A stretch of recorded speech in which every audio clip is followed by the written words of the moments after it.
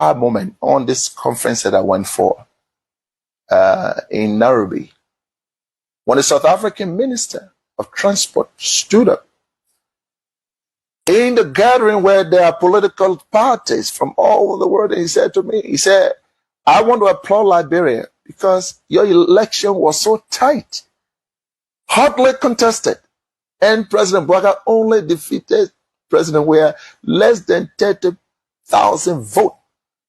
And yet, President Weah conceded. He said, you people should continue that democracy. I was proud. I'm going to say anyway, therefore, President, we have to concede and keep our democracy on the path it is. It's something, of course, I'm proud of, and I'm happy he did that. I would praise him any day for that, because not many Africans can do that. Look, let's stop all these political norms. When people do something good, praise them. He could have stayed in power like other people. Yes, he could have done that. When President Bouaga, I'm a United Party partisan from local country. So how long have you been selling here? I've been selling almost 3 years. Not even 3 years, but I can't remember. But almost, yeah. But you've been selling here for a long time. For a very long time. Yeah, so how was things during President Weah town? It was smoothly moving up, small, but for now, as you can see, since the morning, we don't even sell one customer. So since this morning, and then nobody has bought anything for you here? Yes. Police can take your market. They expect you to free, you know. Okay. Since the morning, nobody number. So are you free? You just leader, I will get taken out my Wow. So now, will you prefer President Weah coming back? Oh yes, I'm a United Partisan. Yes. But now if election is here today, I will vote President Weah. President Weah? Yes. So you are United Partisan? Yes, because of what's going on now. The really getting on shit, yes. Yeah, economic condition is not better. Oh, yes. Okay, your name again? I'm a J. Kamara. I'm not J. Kamara. Yeah. Thanks for having you. So ma, how everything? How's the country with you now? The country too hard, not allowed to eat my son. The country hard. Wow. Can you imagine? My children coming dre. The old shoe that on the bed, I take from there. Doing Joya time, I will buy different things. I will come at shopping. I buy different things. But the old shoe, yeah. I come from Brighton now. I'm going to put it on the green tray. So tell me now, what the facility now I will go on in the country? It's too hard. So you saying that what you were promised by the Joseph Yuma Bouaga government, that is not what you nothing. I'm not saying nothing working. Nothing working, brother. I will not lie to you. So what do you prefer now? Will you prefer Judge Mano we are coming back? I say I prefer 100 times. You know I will tell you, my chicken, my dog, everything waiting. Now. Everything waiting. I say everything waiting to vote for Joya. Wow. Yes, because I know the interest are in him, and I know that God sent him. Okay, God sent him. Yeah, God sent him. So, Thank you. Thank you so much. Thank you. So how is business going? How's business? The business is not really improving. So now you've been selling here for over some years, and so during the regime of Josh Mano Weah, and as compared to now under President Joseph Yuma Bouaga, how can you compare business? You can't compare it because I can remember 2017 when Joe Weah become president for Liberia. As of the time I start making money on my own. I even bought Lendy. But anytime you know the party people come in power, something very hard. As you can see me, this is not my body. Things are hard. Yeah, so from the economic situation, the economic situation for presently, this regime is very hard. It's very hard. It's very hard. So it was quite better doing Josh Mano Joe Weah down now. Okay. Yes. So if you are grading the two governments, who will you grade higher past them first? I will grade Joe Weah government 100% and this government 10%. Okay, thank you so much. Your name again? I'm James Fire. James Fire. Thank you. So how is business going? Thank God, my man, you know now. So you said that Joseph Bouaga government. So during Joe Mano Weah, how was business with you? Business was already know to say what this number no business, but to say one thing is that I'm playing. Wow. So are you saying now it's better than Joseph Yuma Bouaga time is higher than President Weah time? Very, very hard. All right, fellow Liberians, home and abroad. It's a privilege again for us to be on here, and we are so excited that we have another moment to be somebody we say in front of the camera where we can inform our people relative to what is obtaining in Liberia and the rest of the world. As always, we try to see how best we can squeeze in our schedule time, because especially here in the diaspora, or somebody will say in the Western world, it is not easy with time, because everything we do, time is of essence. And sometimes when you see us doing what we are doing, to even be on for whether be it 30 minutes, 1 hour, or 2 hour, that's a lot of time. I mean, a very, very lot of time that could really help to, put some money in our pockets. But these are the sacrifices that we made. And these are all, exemplary, one would say, display of our patriotism to our nation. That even in while we are in the diaspora, we can still be able to make the sacrifices.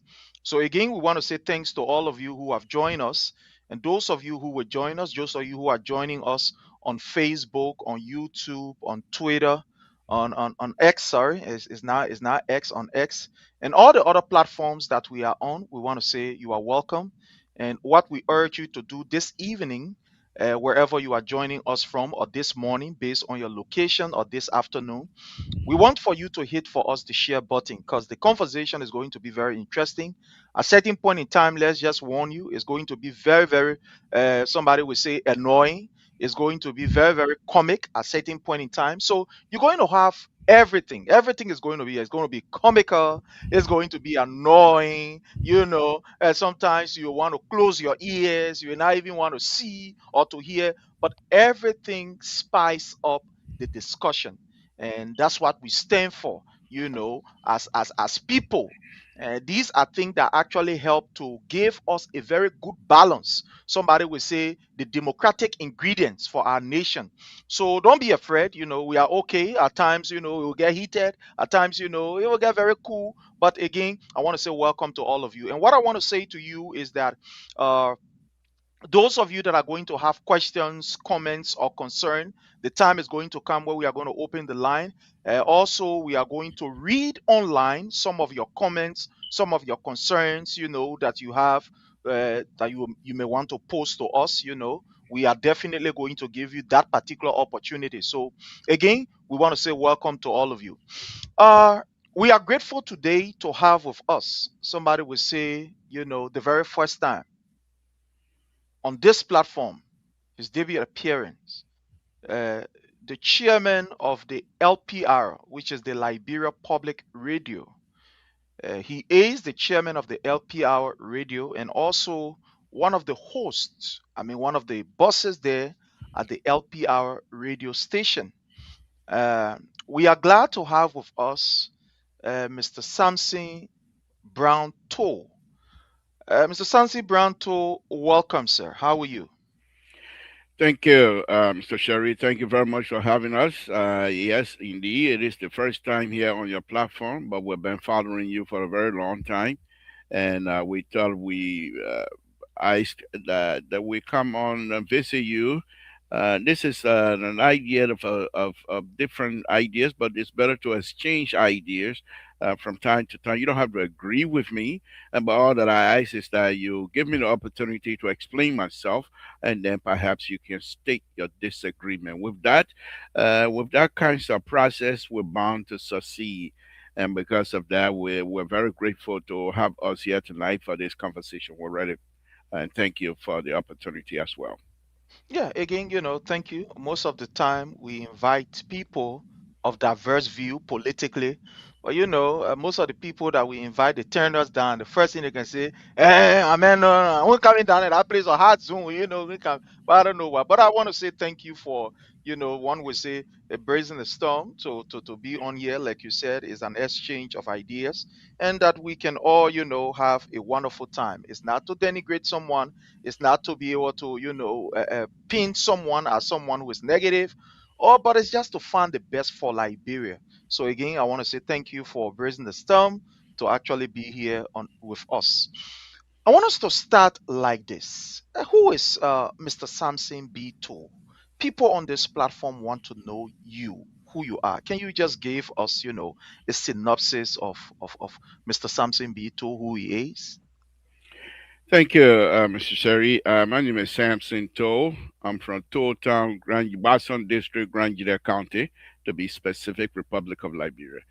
I here in the United States as a engineer, civil engineer, roadway engineer to be specific, which I've practiced for the last 30 some more years, and I'm very proficient in that area. For to be honest with you, and I would say that I will toot my own horn very quickly.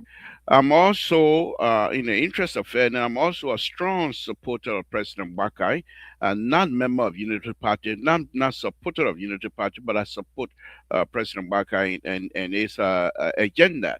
So I hope we can have that understanding. I'm also married with kids. I have 700 kids. No, I'm just kidding. I have 7 kids. Sadly, though, the oldest boy passed away a few months ago, and we're getting ready now to go to Liberia for his burial. I've been around. I'm a member of Liberian community from time to time. Join whatever occasion it is to promote and make sure that Liberia and Liberians are treated fairly. And so we've been around. That's who we are. I think that's how far I'm going to go. Okay. All right. Okay. Yeah. Bishop Hager, again, I want to welcome you. Thank you. You have the link in your inbox. Check your WhatsApp. Bishop Hager is there. You can join us on here. Thank you so much for that introduction. But let me just welcome our people. I want to welcome Bishop Hager. You are highly welcome. Those of you joining us on the YouTube, I want to welcome all of you that are joining us on the YouTube. Mark Casselson, you are highly welcome. I mean, all of you, the names are just so many that we can't call everything here. But I want to say welcome to all of you and thank you so very kindly for joining us. So let's look at your political journey. I know initially you talked about, a professional journey being an engineer, but let's look at your political journey. Are you a novice in this political thing or you've been following it from back home? I mean, give us a little history of your own, political involvement relative to Liberia politics. Thank you, Mr. Sherry. And I'm very serious. I consider myself a political guru in the Liberian community because I think I've been around. I started my political, if whatever you want to call it, back in 1977. And as a young man, very young in Monrovia, even younger, I would say people should not allow you to come around. But when the 79 came around, we consider ourselves a full soldier. Nevertheless, I was not even a high school student, but I consider myself a full soldier and attend a progressive gathering when they're ready to give us a message which we consider to be highly uh, accepted at the time. And so we were there for the rice riot. We saw that. We also saw the coup that brought in the military coup that happened, brought down the two-way party. We migrated here in the United States at a very young age as well, and follow Eula, follow Folao, follow lots and lots of Liberian community organization, all in the interest of Liberia. And when the war came, we were here in the United States, of course, but we followed the war very intensely, and so we've been around. My political journey has been going fine as far as I'm concerned. Now, let me quickly state here when I never supported President Weah, uh, but I've always believed that from since 2005, all of the election, that's my belief. People can take it or leave it. All of the election that President Waka was involved in, I believe he was cheated. If it wasn't for President Salif, that young man would have been president long before then. Now, I also followed President Weah when he was playing soccer. I also played football, as we call it. And so when I started coaching high school, prestigious high school over there in Canton, the President Weah was at his day in the Hero playing football. And the fact that I was from Liberia, people say, President, Joy Weah, they call him Joy Weah at the time. I said, no, I know of him because when I left, President Weah was still playing round town football. Let's put it that way. But the thing was, when he came to power, I attended his inaugural program in Monrovia, Okay. where the young man spoke. As a political greedy person as I am, I attended the inaugural program as a reporter for the LPR. Okay. I was at the stadium. I was most likely that maybe 20 feet or so from the podium itself. And he spoke eloquently, of course, but he spoke, his words were so powerful, were so piercing to me that I had my bash, press bash, and all that kind of stuff. But I decided to be a Liberian at that particular time when I said, while he was still speaking during his inaugural, I yelled, 4 more years. That's how much I felt. Because this young man, as far as I'm concerned, when people, some of us sending money home for people to kill each other, you are there going home. The day President we are getting Monrovia, children will put gun down. People's children will survive that day. And I thought that such a person, nevertheless, I never supported him, but I thought that such a person, once given the opportunity, that indeed he was going to move Liberia forward. Remember now, he's a football player. Now, other people will say, well, football is different from politics and football is different from leadership. What position was he playing? He was at a strategic position on the team that many of the players, including the fans, everybody count on him to win. And he took that over on his shoulder. And for years, when he went to Hero, he didn't carry his mom and father with him. He was there by himself. Not once. Did you read what President Weah was arrested yesterday for driving drunk or what have you? Very disciplined. And I thought that's what we were going to get. Sadly, Mr. Sherry, disappointingly, Mr. Sherry, that didn't pan out. That didn't pan out. And I, on the other hand, on all my platforms, if you go back to read, to do research, I've always blamed his entourage, the folks around him. I believe, and not only him, all of us, because we all knew that sooner or later, President Weah was going to win the election. And the political elite that has something good for Liberia, they say, why will you not gravitate towards this young man, knowing full well that he's going to win, gravitate towards him and help him move the country forward? What did they do? They push him aside. And here comes the word. When the capable are not available, the available are capable. However, Now, let me just come in here. You talk yes, about the political elite, that were supposed to help him. I mean, nurture him and show that the government, is moving, is on par. That to some extent, you felt that they neglected him. Uh, do you think it's a systemic problem or that was his fault? Because sometimes people want to come to help, and other people say, no, you can bring them around. So you think that it was their fault by just laying back because he was the president and they felt that maybe he was not of that particular class? Or what do you think? You think that he pushed them away, or they just decide to go away? What do you think of that? yeah, let me, and I will continue to go back to, and that's why I consider myself a political guru because I like to associate those, few things, and I have the ability to compartmentalize issues as well. Now, President Weah, let me say again, when he was playing soccer, and there's those who I consider to be, uh, I'll be very careful with my words here tonight because we're speaking to our brothers and sisters. But those who are considered to be Liberians are not serious people. They will say playing football It's not the same thing as leading.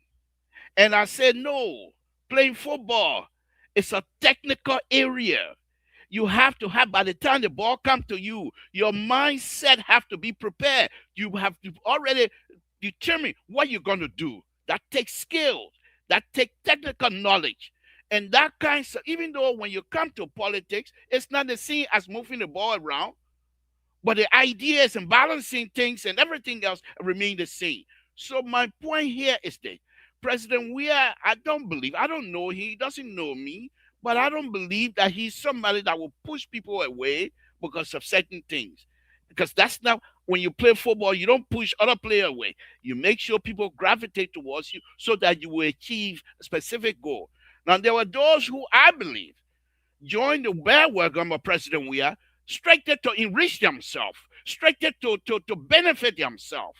And as a result of that, I believe, and I could be wrong, I believe that President Weah was intentionally put in the bubble so that those who have ideas, those who can come and help, were driven away because he was in the bubble. And people who put in the bubble were so successful,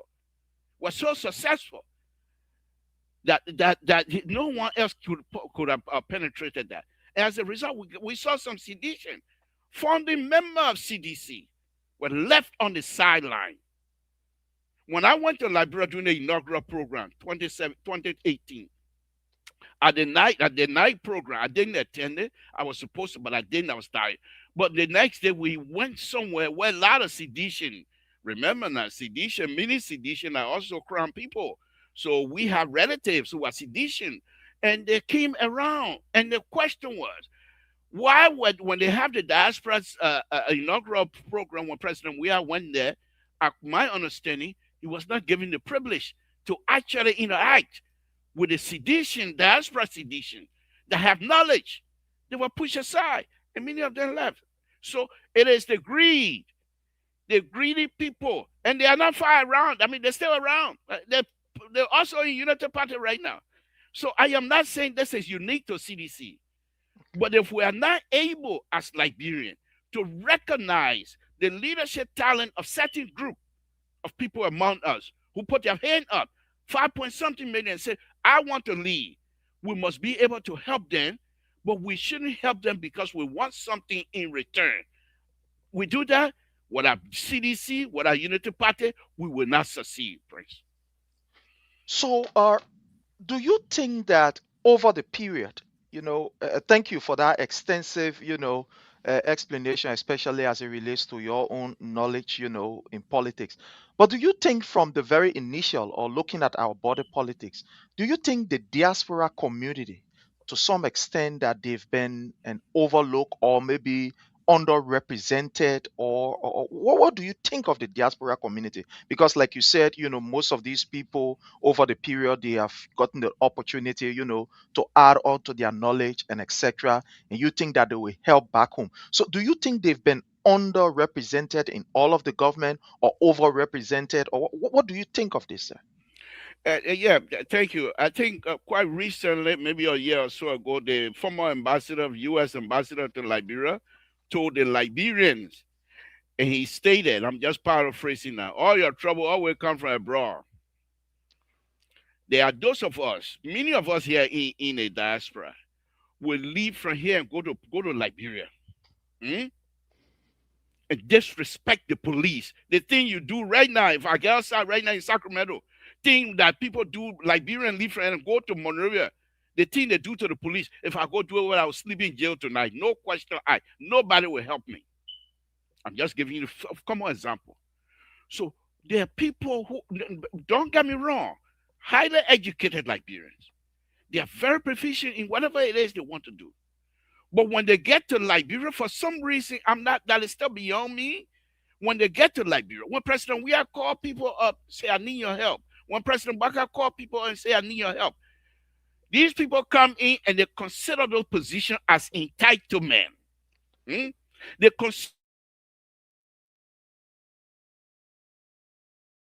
consider that as entitled position. As a result, they misbehave, in my opinion, misbehave. And here's the thing here now. Let's be honest. What I be President Baka, what I be President Weah. It's a teamwork. And this is why people like President Weah, who believe in team performance, suffer, because it's a teamwork, the team concept. You give me the ball, I will score. But let the ball come from one person to another. Let us all work together. That was missing.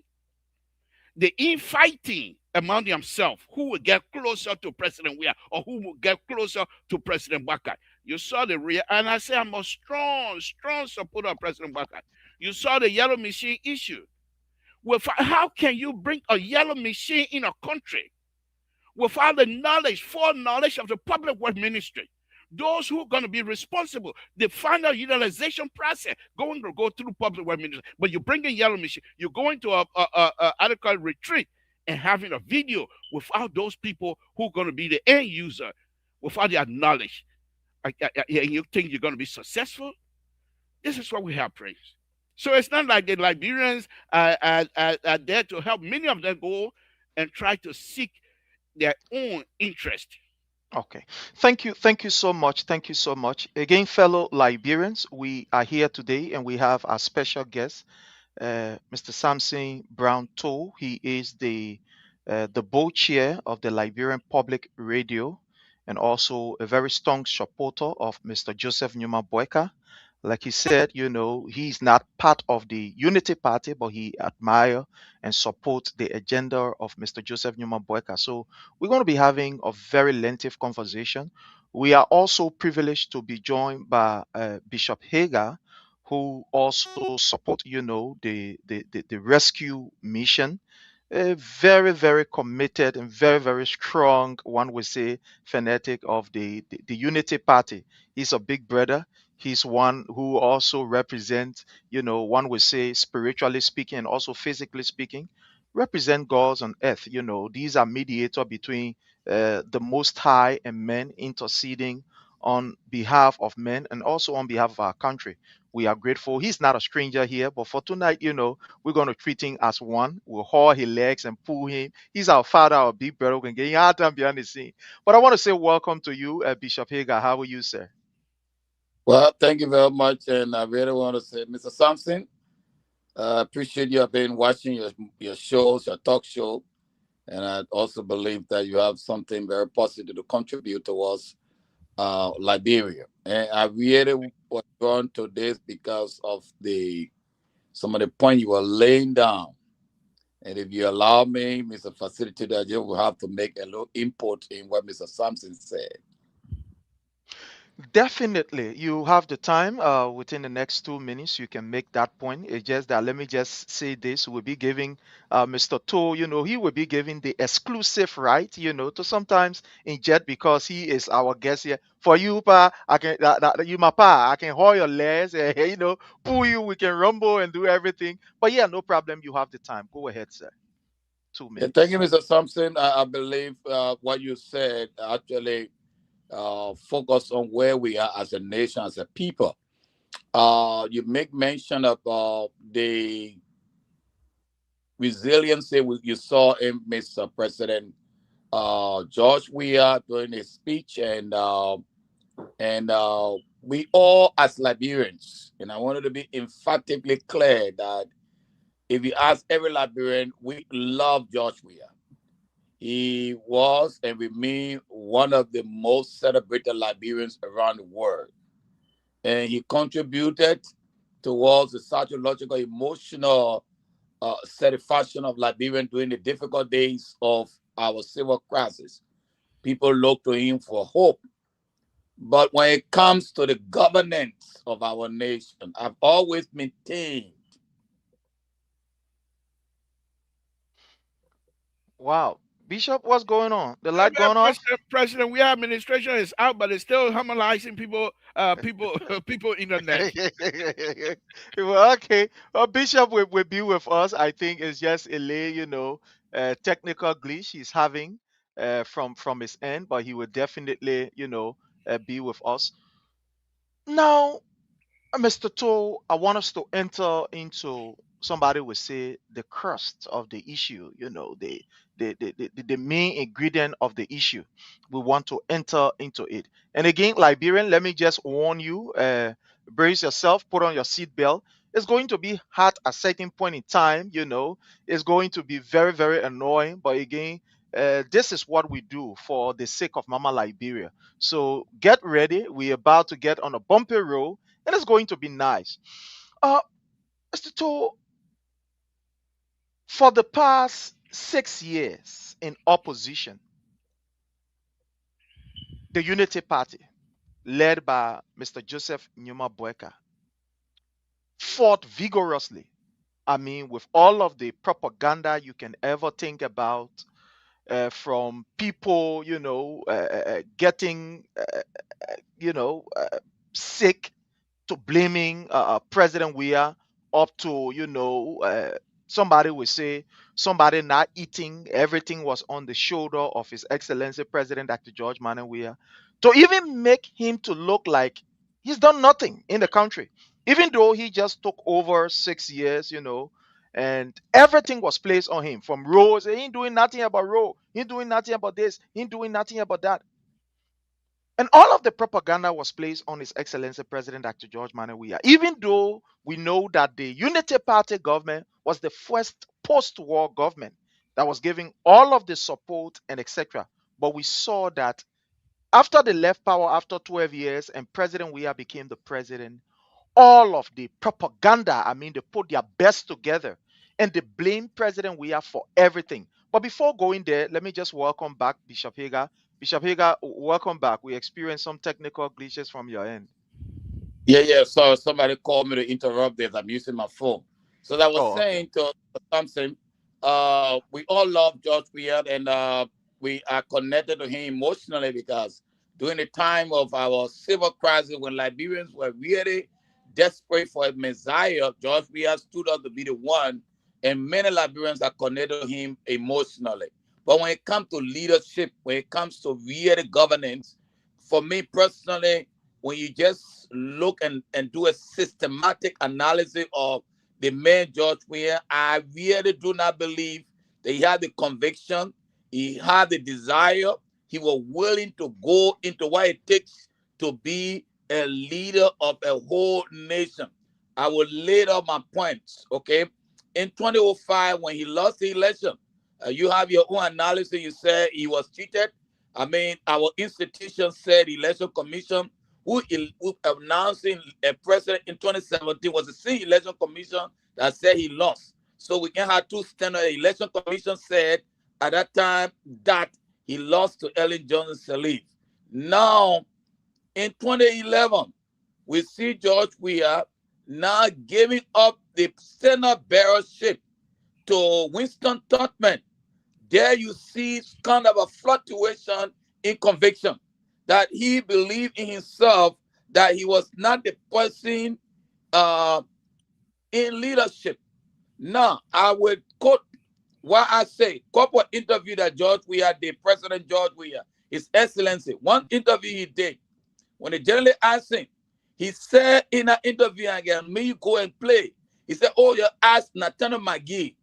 So at that particular point, I understood that the whole government of CDC was being controlled behind the scene by people who George Weah have committed to doing it. That he was just in a laid-back position and not taking the initiative as a president. The president needs to be responsible for everything that takes place in the country. So many reports came of corruption, drugs manipulation. There was no decisive decision taken, even at the detriment of your friend. They say, tomorrow, if the country go back, they're not going to go to Nathaniel McGee. Anything that's spotted, they're not going to say Nathaniel McGee spotted. It's George Weah need our on the rep on the line. But what happened? Thank you, Bishop.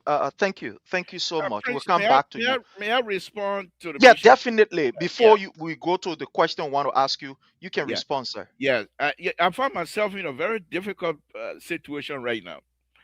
Because I don't want to sound like somebody who is defending President Weah and his administration.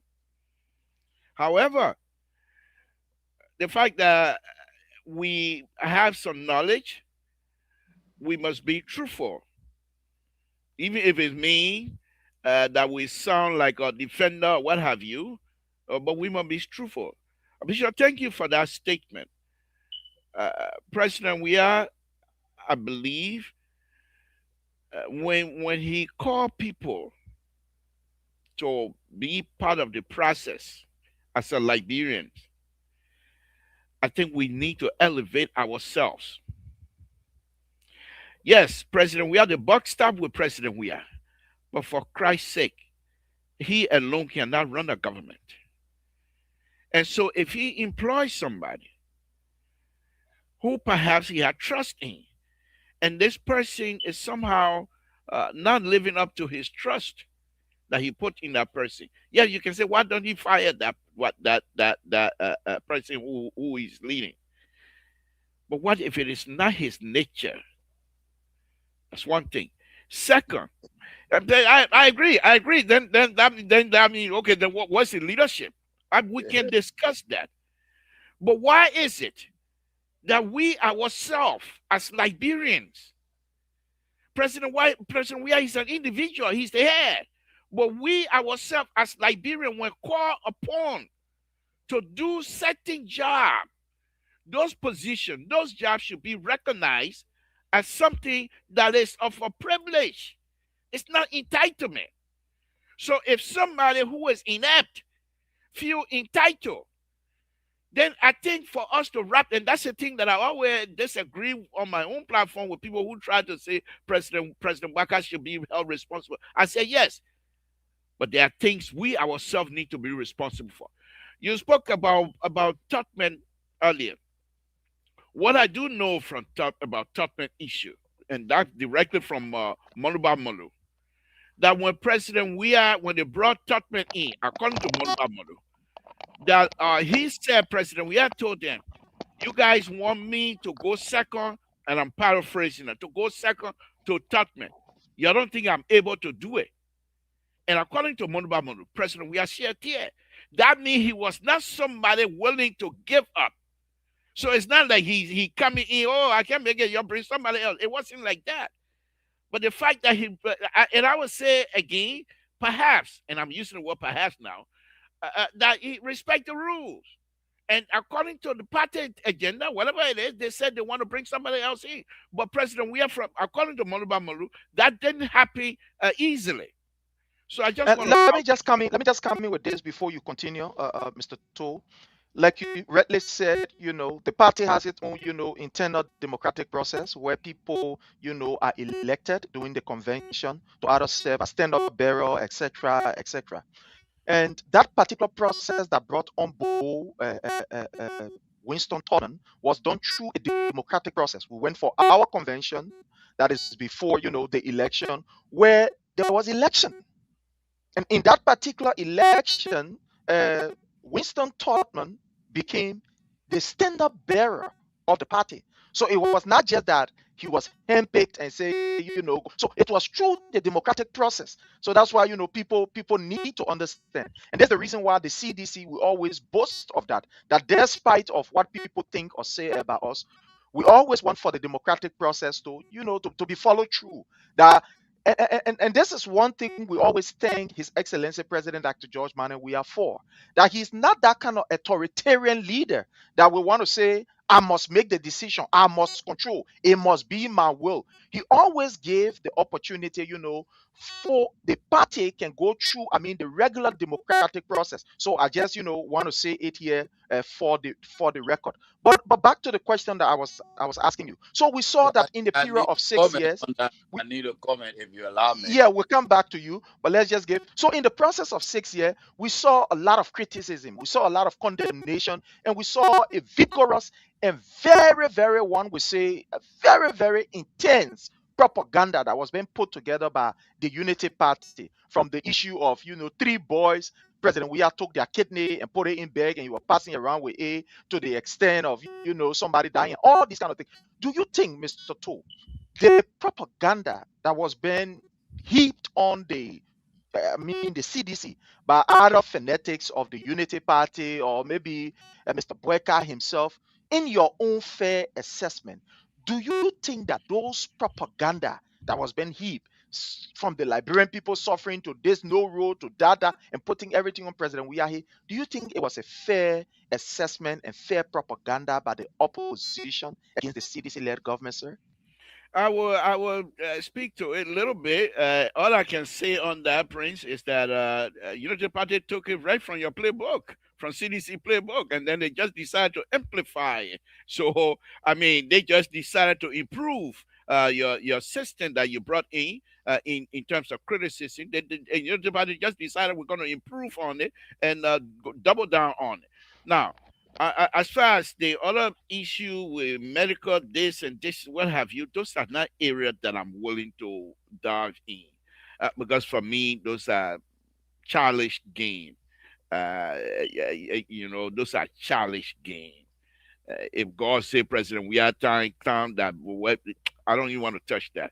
But let me say this: when it comes to the propaganda, the same thing happening right now in Unity Party as well.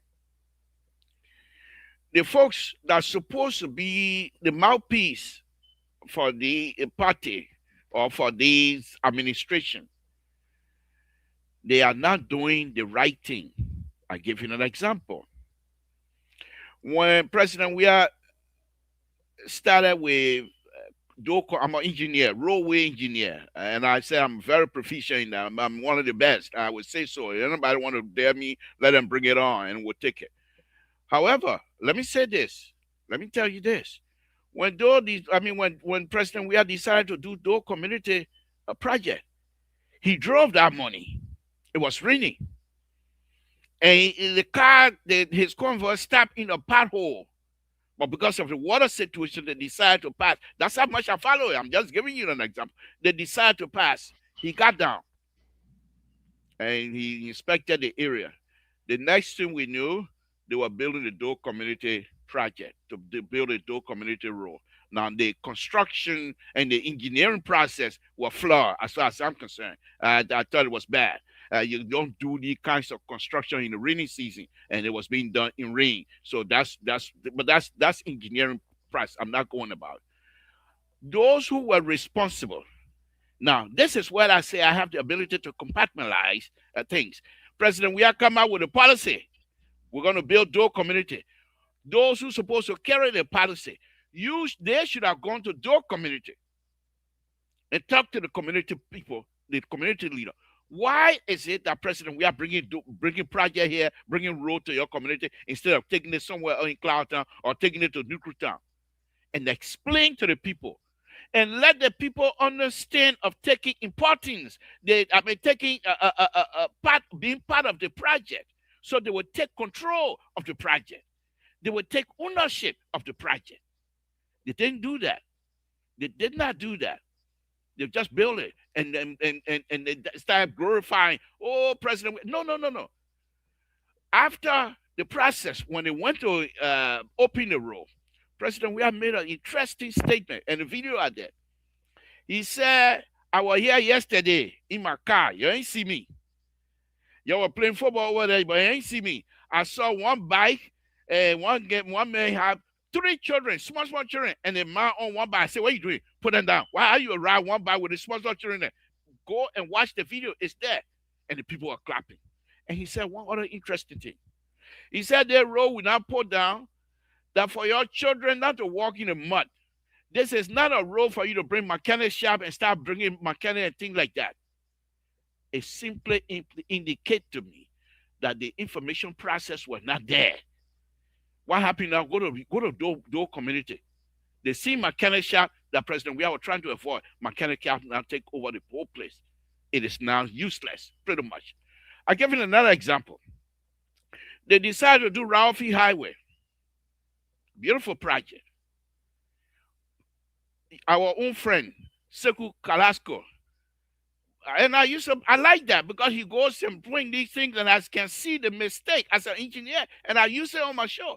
So he went in and started saying how beautiful the project. You're not an engineer. Do you even understand when they say curve?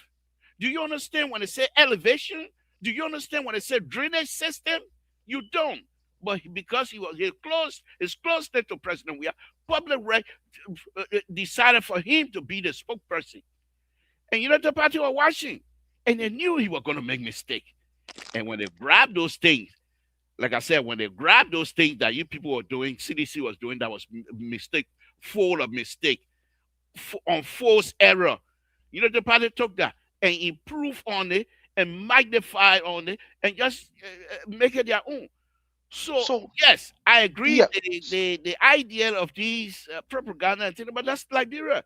Who was your chief propagandist? Was it not Eugene? What's his name? Eugene Fagon. Where is Eugene Fagon now? He gone with the binder for the error from CDC. He took it to the Unity Party. That the binder now we use they're using small. So Prince. So Mr. Todd, before we go to Bishop Hagar, to just make a very quick, a correction here.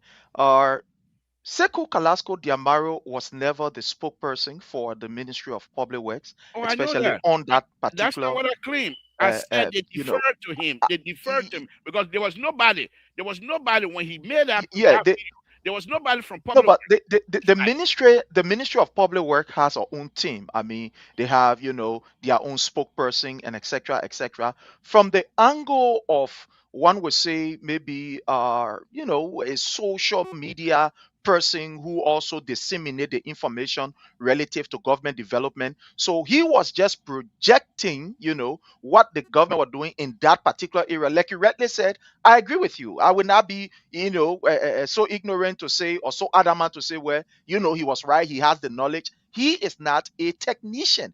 But what he was doing was to provide the raw information. I mean, from a perspective, let's say one would say from a partisan perspective, providing the information how good it is for that particular project to be erected. So these are just some of the speak to what that's the erection that we want to make. But everybody talk, especially when something has to do with development on certain group of people. I don't think it is restrictive that is the only people who will talk on this must be maybe the engineer or so. Anybody can take. I was there too. I have a video of me being on that role, saying what I had to say, from just a broader perspective, how that role was going to be very instrumental in pushing development, in enhancing the people's life, etc. etc. Yeah, it's so fine, etc. etc. So he's not a technician. But let's go to Bishop Hagar.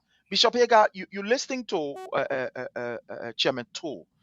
He explained extensively. Let's hear from you relative to the issue of the propaganda that was being spewed out there by the Unity Party, to the extent they said something which was very, very much insane, so to speak, because nobody would take any kidney and put it in bag and just be passing it around with A and etc. But let's hear from you, sir. What do you make of it? Do you think it was a fair one from the Unity Party? No, thank you, Brother Prince Sheriff. I know you're very educated, and you understand the issue of democracy. Democracy, especially when it comes to winning the electorate, you have to. I'm sorry. This is very, very important for us to understand this. Propaganda is part of the democratic culture. It is done all over all democracy. Even in America, the Democratic Party have their own propaganda machine. The Republican have their own propaganda machine. Now, if you're able to convince the electorate that what you are saying is true, they will vote for you. It doesn't mean that it is law and gospel. The Unity Party was able to learn their mistakes. In 2017, after spending 12 years, so Bishop, before you go ahead, so are you saying that lies, allow me to learn. Let me just add this so that you can learn. So are you saying that lies, lies, it's not lies, innuendos, everything is accepted in our society or in our body politics? Prince, I came on this show to contribute. I follow you. It's not lie. Propaganda is part of the democratic culture. Right now, CDC and other political parties using propaganda against the Unity Party. That's how it is. It is, if they can influence the electorate in 2029, the electorate by that, they will be elected into office. So don't come here and cry about propaganda. So what is that of the democratic culture? What is that lie you think that the CDC is using? Because you said the CDC is using it also against, the current government. Can you point out one? So many times during the campaign, CDC, there was all the news that Joseph Walker had died, that they were hiding him, he had died, that he was too No, the old. CDC at no point in time, No, Bishop, I'm the saying, CDC at no point in time ever came up with such a statement. The CDC as a political institution. So I think that information, okay, to as some the extent United is Party, as a inaccurate. political institution, saying that the CDC was responsible for the 3 boys' death. Oh yeah, yes sir, yes sir, Okay, you yes sir. gotta give it to Yeah. me. You gotta give Yeah, it to yeah, me. we will do. So let's just give Please. you a 30 second to learn on this so that we can go to Chairman So, 2. Yeah, learn, sir. my point is, Liberia as a society is like 2 men trying to fight with 1 woman.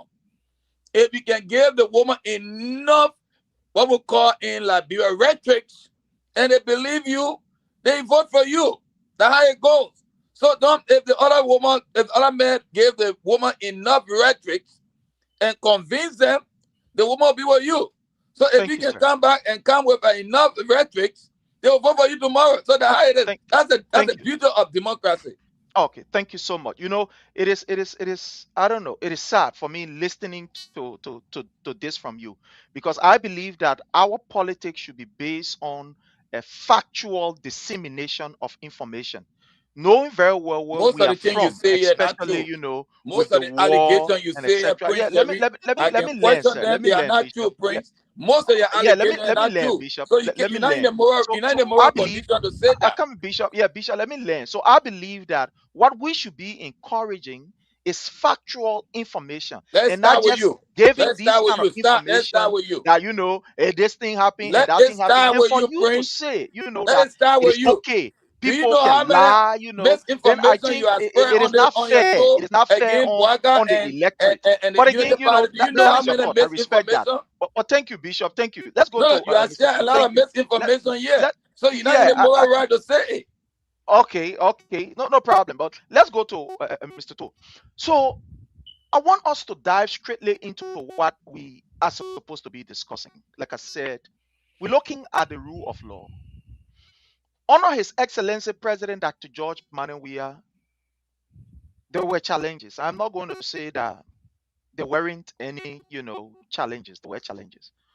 But we saw a steady progress of the government trying to encourage the rule of law, trying to ensure that the rule of law becomes the hallmark of our society, where we saw an excellent demonstration on the part of the Liberian National Police, something that has never happened in our history, where the police, of the demonstration, the famous, June 7th demonstration, where the police was able to work with the demonstrator to the extent of even providing food and ensuring that each demonstrator is protected in the group. They are protected, their rights are respected, and etc. etc. Honor His Excellency President Dr. George Manuel Weah, we saw a very reduced amount of what we refer to as police brutality. Yes, there were skirmishes around. I'm not going to say there weren't skirmishes. There were skirmishes around. And when you even look at the MCC report, under the leadership of His Excellency President Dr. George Manuel Weah, when you look at the MCC report clearly, gave us a kind of, a pat on the back, especially the Weah-led administration, that indeed we did exceptionally well. I mean, as people collectively now, we all did well. We all helped the government to ensure that we can secure that particular, point. So under the Weah-led administration, we saw the rule of law, was great, excellent. Yeah, there were challenges, but the grading that was given to us was excellent. Under this particular administration, Chairman Tool, Mr. Samson Brown Tool, the rule of law. Let's hear your assessment relative to the rule of law. I mean, taking into consideration what happened in the King Jaw massacre, taking into consideration what happened to our brother Joshua, that was brutally, beaten by members of the Unity Party. Today, some of whom are in the government and they are proudly boasting of recent. We saw what happened to Moluba Matthew, a Liberian who had some mental problem. The police went to his place and he was shot 8 times, and etc. etc. There have been tons of of what we call reports relative to police brutality. Let's hear from you on the issue of rule of law and police brutality. Let's hear from you, sir. What is your own assessment of this government that you support, or we should say the individual that you support in the government, because he is the head of government, so therefore, one way or the other, I would say you support the government. Let's hear from you, sir. Thank you, Mr. Sherry. Appreciate that. Let me first make some sort of a disclaimer here. I am not here as a spokesperson for this government. They don't know me. I don't know them. I only know a few people in the government, and the people that I know in the government, they don't have no power to give me job or anything like that. But I do, on a very serious note, I do believe and respect the president, President Waka. Now, as I stated earlier, I'm not here to be a CDC defender, because CDC and myself, we don't get along well. We know each other well. We don't get along well. So I'm not here to be a CDC defender, but I'll be truthful. On Patrice Sudu, the former IG of the police, there were two incidents that I took out of Patrice Sudu, and I thought, I wish this guy, we could have at least 5, 6, 7 people like Patrice Sudu in Weah government, in President Weah government. Sorry for calling him former President Weah government. Patrice Sudu, the very first time I saw him, all dressed, well dressed in his uniform as the chief. It was raining, and he stopped a car and went in the center of the road to direct traffic, to take the guy who was in the rain, a policeman who was in the rain, directing traffic, telling him to go take a break. That's leadership. He went there and was directing traffic while it was raining. That's one. There was another incident about the demonstration, I believe a June 7th demonstration. And the police were preparing themselves to go at the demonstration site. And he noticed a guy carrying a sidearm. And he said, "Where are you going with that thing?" We said, "Demonstration, you carrying gun. Where you carrying gun?" In fact, you're out of the program. The video is there. If I'm making it up, go and look it up. That is how you engage. Okay? So those are things that I believe. I'm not a security analyst or say I'm going to do this and that. Those are things I believe that perhaps we can take one or two from President Weah administration. However, it was on President Weah administration that we saw the proliferation of generals, ex-fighters being brought into the government security apparatus. On President Weah administration, we saw former Major Jefferson Kochi saying he's going to retrieve his people from the enemy behind enemy lines. Videos are there. On President Weah, we saw Madam Ure almost got killed. And there was no statement addressed to made possible, whatever it is, for the president to make no kind of address. On President Weah, we saw that young man brutalized up there in Mama Point around the American Embassy area. Now, are those things that we're going to now go and blame on President Weah? No, I would say no. These things, and they are still happening today in this government, President Waka administration. We saw people tabbing people because of drug offense.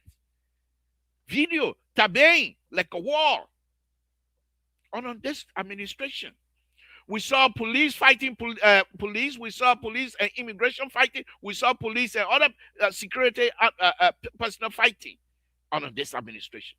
Now, should we say that this administration is security or police or brutality or what have you?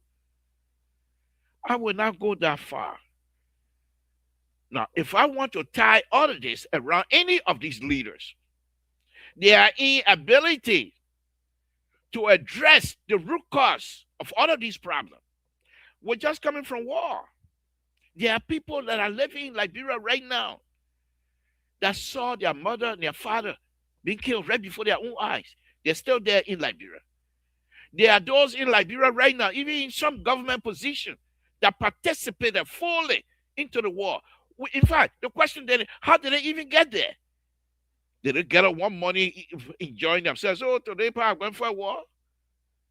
Why are these leaders refusing to address these issues? And you expect that this country will just continue to move smoothly until, whether it be President Weah, whether it be President Wakai, that the root cause of these things must be addressed. We have not done that. We talk about war crime. What was the last time you heard war crime issue being brought up? It's when it come up when the political season get hot, we bring that up. And that's what Prince Johnson, the late Prince Johnson used to say, every time you're getting trouble, then war crime. It says these are the kinds of issues. It is not like the President Weah or President Waka. Yes, a man, President Weah. Let's go back to President Weah. When people were killing each other in Monrovia, he used to leave from his comfort zone, to come to Liberia. In fact, there's a tape over there where his wife used to say, don't go. The place is danger. He said, I will be there. That a man now, when he become president now, you will say, you'll go kill people?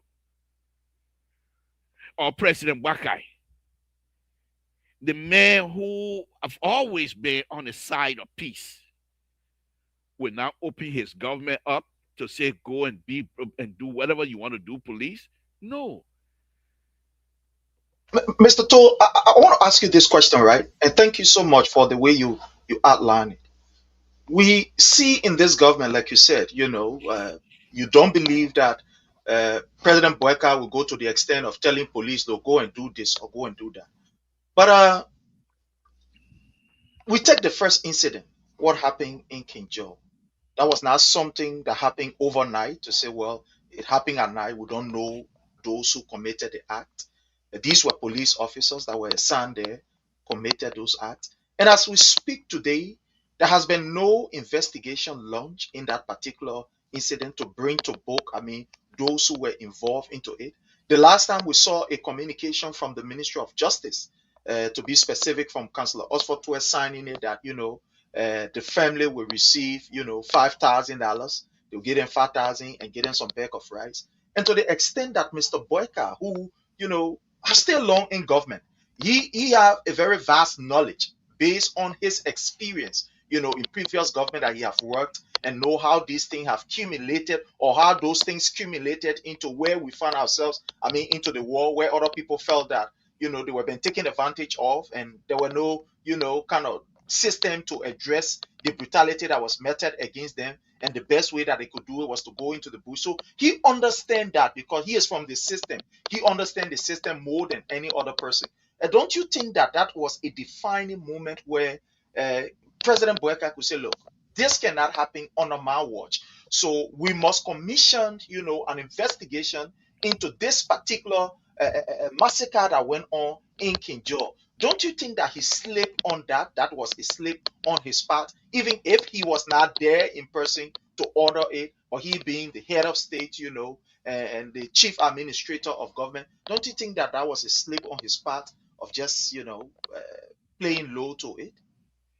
Thank you, Mr. Sherry.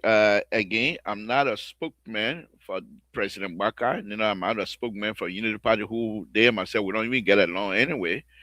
Because I believe the other thing about Unity Party, other than but I believe in the rest agenda. I believe in President Baka's leadership. Now, let me say, I'm not trying to excuse any of those things. Even if a Liberian fly die, let alone human being, we must, all of us, feel the pain, because that's our countrymen. We cannot go to Guinea to borrow security personnel to come and help us to police our street. We have to use Liberians. So if there's an issue that perhaps the citizens themselves feel that the police are being heavy-handed, I I'm not too sure that I can sit here and say why the President Baka didn't do this. Yeah, well, of course I can speculate. I'm the chief of speculators. I'm the chief to be the most ridiculous. I can say that. But then it is not sincere. I don't know the inner working with the president and his people. And that's what I keep saying when you are asked to be something. Be that what you can be. Be honest and do it well. President Bakai, like President Weah, he cannot be tell police director in public, they want out, you can't do that. That's not what he's supposed to do. He asked you to do his job. Now, maybe what you just addressed, and that's true because myself, I've been reading about it. So maybe there's some other conversation that is happening behind the scene that we don't know about. But I'm not excusing anything. The government of the Republic of Liberia, it is their job to protect lives. It doesn't matter whether it's CDC live or United Party lives. It's a Liberian life. They will protect life and property of Liberian, no matter what. So we cannot and we will not excuse anybody. However, I'm hoping that whatever it is that happened in King George, that if the people of the area, the community of the areas still feel that these things has not been resolved, the government must find reason to make sure these things are resolved. So, thank you. So, under His Excellency President Dr. George Manneh Weah, we saw the rule of law that collectively, and I will give it up to all of us Liberians, including you. I mean, all of us, we all were talking. And we saw a very, very good record as it relates to the rule of law, where the MCC report, came in. We also saw another report from the African Journal where, they praise Liberia path as it relates to, the rule of law. But when you look at this MCC report, which is very key because most international institutions, organizations will use this report to be able to assess Liberia or even for investment purpose and etc. etc. With this dismal performance, I mean, on the part of this particular government led by President Weah, do you think this has the propensity to discourage whether be investors, I mean, Liberians and etc. etc. We saw what happened with one of our sisters, one Siane, who left. She's a Liberian Canadian who went to Liberia and she was murdered in her own home and burned. Up to today, we are yet to know what happened, and the cases are just so many. If you were to advise this government, I mean, based on this report, this decimal performance, we came from 100 and now we are at 44, especially in the rule of law and with everything that is happening, like you mentioned, we've seen police fighting police, police fighting army, army fighting police, and etc. etc. If you are to advise this particular government, taking into consideration, investment and etc. etc., what will you say considering this decimal report? What will you say to the government? What will you say to President Weah that you support, and you want to see him succeed? Thank you, Mr. Sherry. Again, I'm not here to defend. I'm not here to excuse. I'm here to be truthful. Let me say again, as a Liberian, let's look at the rule of law area. Yes, President Baka is ahead. The buck stopped with President Baka. But he designated people to oversee the area. Then you would say, but then what happened? Why his leadership is weak in that? No, not quite. These are individuals that are carrying out a specific tasks. I don't know the inner working. And I'm just speculating at this point. Perhaps they also recognize that they are failing. And perhaps the president have engaged in conversation. What's going on here? And perhaps the Liberians themselves are now saying, the leaders in those areas, I say, okay, we will do our best to improve. There's always room to improve. Let us don't politicize these things. You just asked that question. You just asked question earlier. How come Unity Party they bring out the propaganda area and what have you? Because when they were running against you, they politicized a lot of stuff you did, and you're doing the same thing, which is no big deal. But I, on the other hand, okay, when I come to these, if it was my own show right now, you know, I'll tell you, go sue us. Do whatever you want, go sue. But I cannot do that here because you are seeking a specific answer, and I'll do my best. Now, the rule of law stuff that you just showed, it's reflecting on all of us. CDC, Unity Party, as long we're Liberians, that means we're not doing good. Overall, of course, it's under the leadership of President Bakai. I respect that and I agree with her. However, we ourselves must take responsibility of our own actions sometimes. We cannot just continue to say these are the people that are responsible and therefore X, Y, and Z. Okay, so I think President Bakai, yes, we agree. Sometimes things happen. We agree. He would, and I will hold him responsible as well. He's my president. He's the father of the nation. But there are times that the president will make some statement, and many people would take that out of context completely. But we will do our best. So, Mr. Sherry, this is if it is to be embarrassed, we all should be embarrassed. If it's to be ashamed, we all should be ashamed. So, Mr. To, one would say that you are trying to invade the question. You're trying to escape from the answer. Why it is true that we agree that collectively, it is a collective effort, but you and I do not control the police. We do not appoint these people like the justice minister and etc. The last time we heard the justice minister at the MICA, that is the Ministry of Information, Cultural Affairs, Tourism briefing, telling us that the country is fastly, deteriorating, especially as it relates to mob violence and etc. etc. So with all these things that are happening, I mean, signs from individual within the government telling us about the collapse and etc. Why is it that this man that you so cherish, that you want him to succeed, that you want for him to transform this country? One would say, why are you not, brave enough, if one would say brave enough, or why are you not sincere enough, if somebody will use that word, or why are you not honest enough to look at somebody whom you love and say, look, Mr. Bueka, we are messing up on this. The responsibility is up to you to ensure that this rule of law, is fixed. You can do it and you can do it. So why are you just, somebody will say sugarcoating it. You want to whitewash it. You want to put this man who you so love under the bus, and you don't want to look at his face and say, look, Mr. Boyka, this is the issue. And somebody will argue also that you should be in the best position to tell him, because you are not in the pocket of anybody, not even in the pocket of the government. You are an independent person. You are not afraid. Somebody will not come to your window and knock your window and say, oh, are you the one we're talking down there? You say, President Bueka, you are in a very independent space.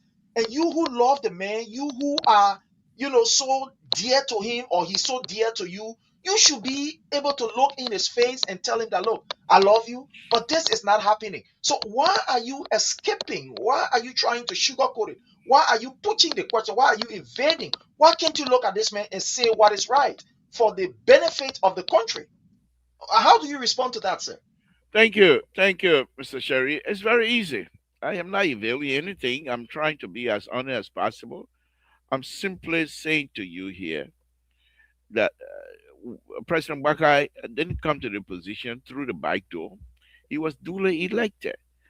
And Liberian respect his leadership style. And Liberian agreed with him when he was campaigning, told us exactly what he's going to do.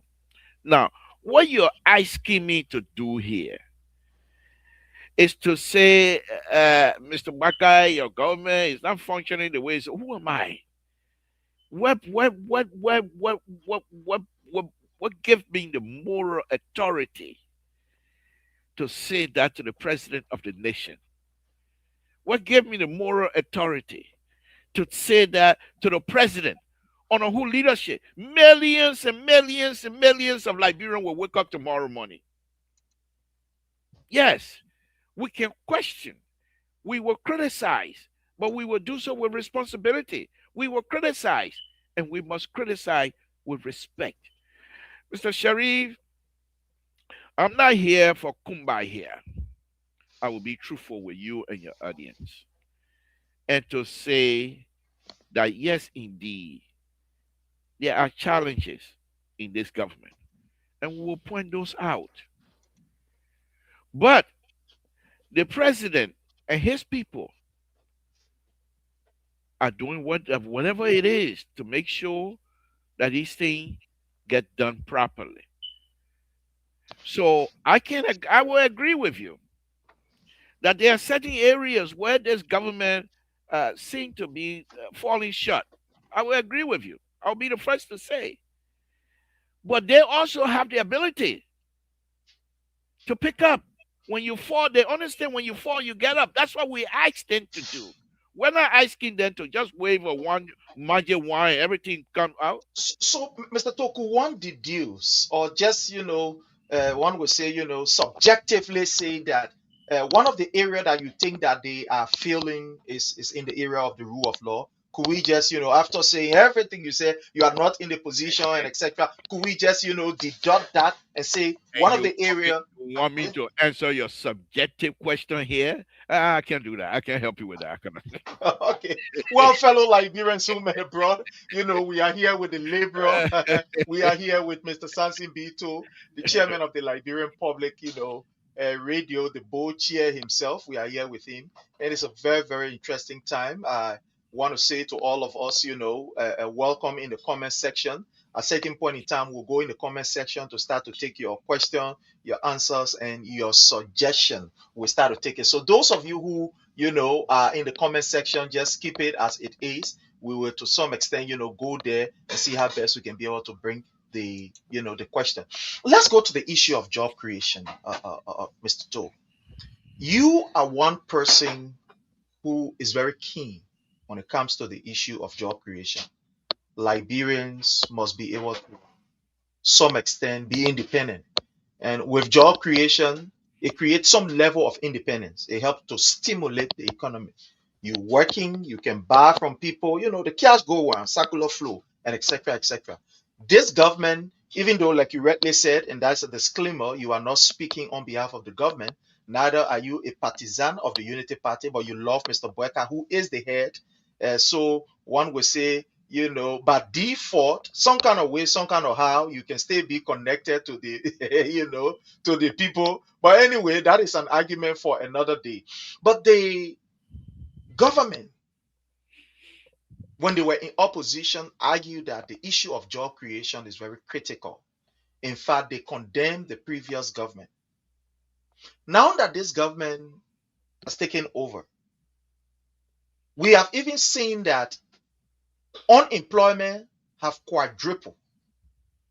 Example, those that were even doing what we call self-employed work, these motorists and other stuff like that, about 1,000 plus of them, they were denied of their livelihood. And it's part of it's unemployment. They were denied their livelihood. We saw the government that President Weah preside over, putting down almost 700 persons from the Ministry of State for Presidential Affairs. We saw the MCC, the Youth Empowerment Program at the Ministry of Youth and Sports. They had this particular cleaning project where people would be assigned under the regime of His Excellency President Dr. George Weah. People would be assigned on the bridges. They call it bridge and waterway, cleaning the place and etc. Our mothers were sweeping the street. When this government took over, all of that opportunity was taken from Liberians, creating a hard burden of unemployment. Let's come to you, sir. Your own fair analysis, as an independent, as a liberal, as one who support this government. And in supporting the government, supporting this president, true talking is also part of it, so that he can learn from it, so that he can know that, look, this man support me, and he is, speaking from a sincere standpoint, not from a partisan standpoint. I was our party will protect it, this, that. What do you say on the issue of unemployment in your own mind? You have thousands of people who call you on a daily basis. This gone season, I know at some point in time your phone was almost like dying because of the amount of calls. you are receiving from back home. What can you say about the issue of unemployment? Thank you, Mr. Sherry. Again, we will try to be truthful here as well. Unemployment issue in Liberia, it is not unique to this president and to this government. There has been occurring stuff from time to time. Now, let me say this here very quickly, Mr. Sherry. Once again, I'm not here representing anybody. I represent myself. I would say what I want to say. I say, well, the only thing I should do once I look at the camera, I must make sure that I'm very truthful. So, as far as the job of creating job for our brothers and sisters, I think this government, from my perspective, perhaps need to do more from where I stand. Now, from where I stand in Sacramento, is that the same way they stand over there in the heat, in mosquito infested area? No. So we have to be sincere sometimes. I can sit here in my own comfort zone in Sacramento. Oh, they're not creating job. My family member, they're calling me every day because no job. Why is there no job? What happened? I'm not a money person. I'm not somebody who works in finances. I'm an engineer. However, from what I know, like I said, I'm the best. Anybody who disagree with me that I'm the best engineer, railway engineer, bring it on, and we will dispute that. We don't have to go in the boxing ring. We just go on the paper and see what you have, and we'll see what I have. So I'm not going to hide myself. But let me say this to you, right now. I just delivered another project here. They're gonna start construction very shortly. The other big project we delivered, they're doing construction as a brief project. We're just getting onto the new one.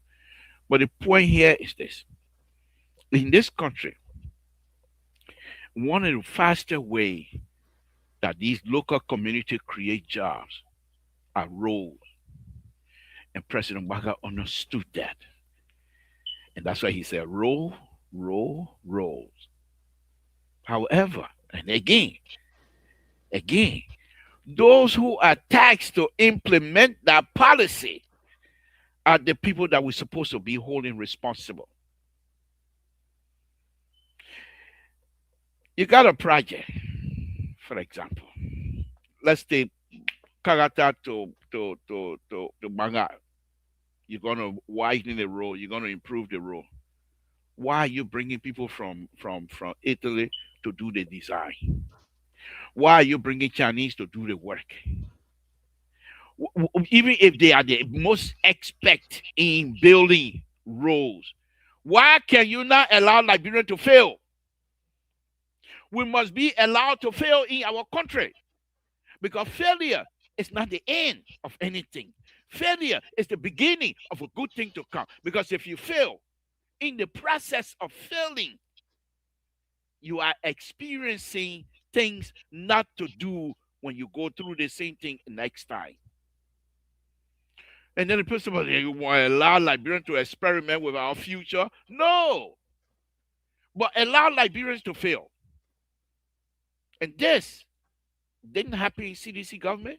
It's not happening in this government either. You have a major highway that is being constructed in the southeast. Beautiful road. But who's the major contractor? Chinese. And you think they're going to spend 95% of their money in Liberia? Why are you public work ministry? And I'm speaking to the area that I know. Public work ministry. Why are you not subdividing these sections? Okay, Grant, you there? You'll take from the border of Nima County to the border of River G. Bring people who will train there. Let's work together. And even if you're going to send the Chinese in there, but the material, the labor, and everything else must be provided in that area, so that the local money that you're going to pay them will be spent locally. Right now, as we speak, if Sandway, the Sandway people can send money, when it go down, Liberian, BB shot Liberian that working in the country, BB shot, PhD, they go crazy. Every one of us go crazy if same way go down. Why? You think our own we know how to enjoy ourselves on a Saturday afternoon to go we don't know those things. We just and they say we caca cleaner. So we our own when we finish cleaning caca, we just send the money. But you, Prince Sherry, someone who been or not just you, any other person who been through the war or who was in Liberia, you know the suffering in Liberia. Any family member call you say, I don't have it. The first thing that will go through your mind, yes, I was there. In this country, when you say you don't have it, you can go to a local community and they'll get you canned food. In Liberia, we don't have it, we don't have it. But these people feel that this position, they are entitled to this position. You have lawmakers that are making more money than anybody can stick a shake at. Why? Why? What gave you the right to make $15,000 a month? What kinds of job creation policy that you are put in place to make sure that you get that kind of money to support you? We don't have that. So the job creation process is not unique to this government. It is us, Liberians, that have the problem. We go to this position, we get paid, and yes, it's a sad thing. We get paid, we don't even keep the money in Liberia. We send it back to Europe. Then Europe maga here and send it to World Bank. World Bank say, you want money, we'll borrow you again. Our own money, they turn it back to us. And we think we're smart. And if a Liberian man stay in a position and didn't take anything and he leaves, his own family member laugh at him, friends laugh at him, you are there, you didn't get anything. Look at him, you walking, you feel, you didn't get no car sell because the man did not steal. So, Mr. To, I want to come this, and this I want to push you hard on it. One would say that you not being fair and sincere to your friend, the president, who you admire so much. You and I were not the ones that asked people to stop riding their motorbikes. Some of us in the States or in the diaspora, one of the means to ease the burden on us, some of us bought at least one or two motorcycle or motorbike and give it to somebody and say, my man, run it. So that at least, when the family needs some kind of transportation, they need something, you can take that money to be able to help you. Some other people, they were, running kekes. I mean, people were running keke for them. That helped to some extent reduce the burden. But you wasn't the one that gave the command that these people should leave the street. They should not, be here. They should not be there. It was the president. I mean, through the Liberian National Police boss. So again, when you try to put this on us as Liberians, that it should be a collective problem, one would say that you again not trying to be, you don't want to be real with the person that you support. I mean, the individual that you support. He gave the order for these people to leave the street. He has, what it takes to be able to ensure that, job are created. Remember, he talked about 10,000, creating 10,000, opportunity for Liberians, where they will be trained in the era of digital. Up to now, we have not seen that. One would say that your friend, if I would put it this way, that this man have shown all level of being inept, that he lacked the will to ensure that what he said yesterday comes to fruition, or he just lackadaisical. He might have the opportunity, the will, and whatever, but he just don't want to do it. How do you respond to that? And you here blaming Liberians instead of blaming your friend, one who you support. How do you respond to that, sir? Thank you, Mr. Sherry. And before coming on your show, my wife warned me very strongly to stay above the fray, so to speak, and don't let Prince Sherry throw the red me at you, and then you go yow yow yow style like you're some kind of lion. And I will do my best to maintain my cool here. But for the our show that different issue. a different issue already. You're going to call my president the father of the nation. They're going to need a different issue, but we will do our best to hold ourselves together because my wife is watching, and I will do my best. But let me All say right. this here. I want to say welcome to Madam To. Thank you so much for watching wherever you are watching from, and Thank from you. whatever a Yeah, surrogate platform. But I want to say welcome, Mama. We thank you. appreciate you. Thank So, you. so let me say this here on a very serious note, Mr. Sherry. I am not holding or trying to blame Liberians. No, far from it.